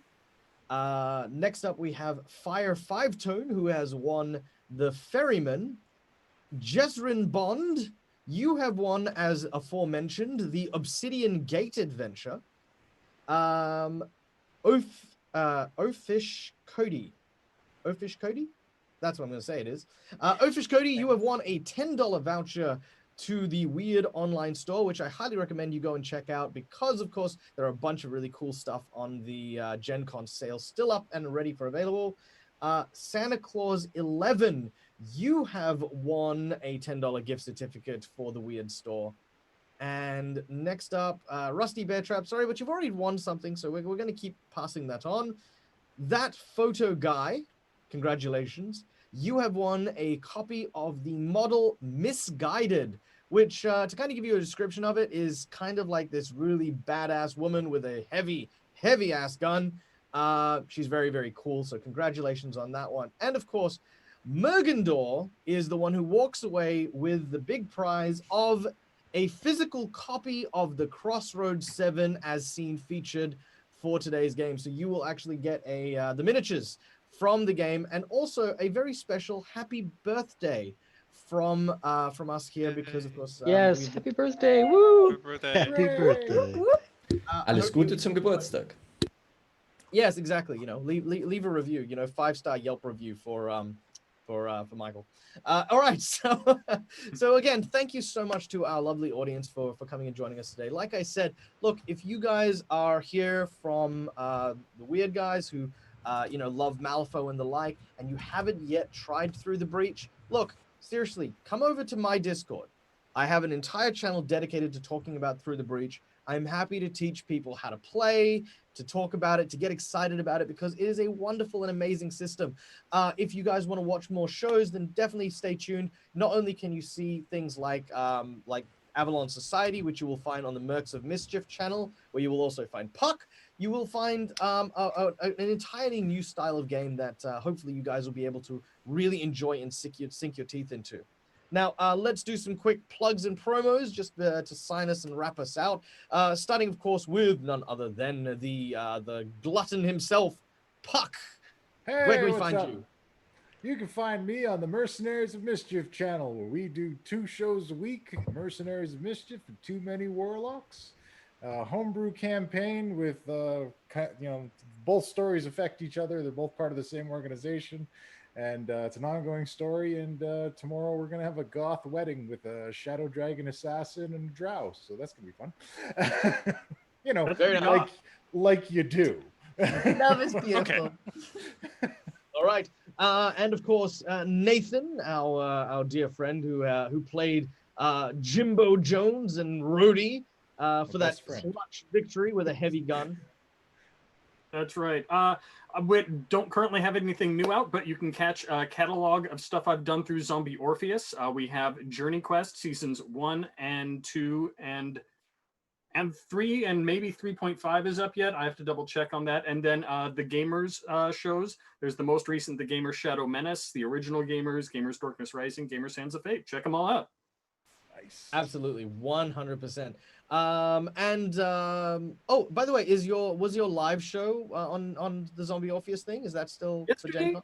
Yeah. There was last night we did a Gamers live show. It was interesting to turn it into a digital format, but I think it worked out well. I think it did. So that'll still be on the Zombie Orpheus Twitch channel as well, right? Oh yeah. Yeah, so go check that out as well before it disappears, because it will disappear. So go to the Zombie Orpheus Twitch page and go check that out, because they ran that show for Gen Con as well. Next up, of course, the wonderful and ever delightful Till. Till, where can we find you? What awesome things do you have? Well, you can find me on Dungeon Fog, which is dungeonfog.com, the website where you can build your own battle maps. You can find us on the social media with @dungeonfog/dungeonfog. So just go to good old Google and enter Dungeon Fog, and you will find us there. If you want to build maps for free, just create a free account, sign up, and draw beautiful maps. That's what we're here for. Fantastic. And of course, a woman who needs no introduction, especially on her own channel, is none other than the delightful Janet from World Anvil. Janet, where can we find you? You can find me here on the World Anvil Twitch channel, or you can head over to YouTube, or you can find us at World Anvil anywhere. And of course, if you like world building, if you like running campaigns such as this or any other major system, or really anything at all, if you like writing novels, then come down to worldanvil.com, where you can get started for free and build a world and track it and not lose your stuff, which is why Demetrius, my husband, and I made it in the first place. So it's a small homemade company of about 1 million users, all building worlds and loving each other and doing exciting, epic things. Yeah. Oh, Fantastic. and if you want to catch a world building talk, you can do that tomorrow, right here, which we are doing for Gen Con online. So we're going to be teaching you how to do the world building for the Game Mastering. Oh, yeah. Hooray. Absolutely. Definitely something to tune into. And of course, gentlemen, Matt, Matthew, and Kyle, tell us literally everything and anything right now, because it's the super exciting moment, right? This is Gen Con weekend. Let's hear it. Hi, everyone. We're the designers here at Weird.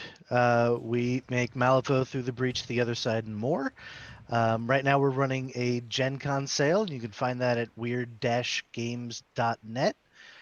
We have lots of great content coming out later this year. Next month, we have a new one-shot coming out called Voyage to the Moon for Through the Breach.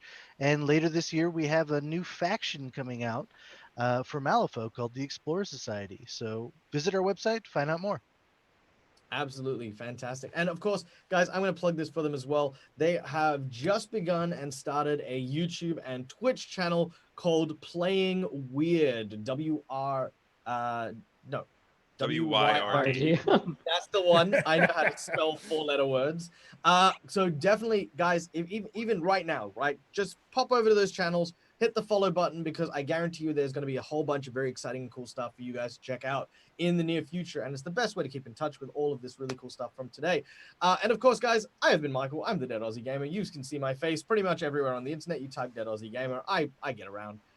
So yeah, How to Be a Great GM, Dungeons and Dragons, right here at World Anvil now. Yay! Is this the first show I've done with you, Janet? Like on your channel?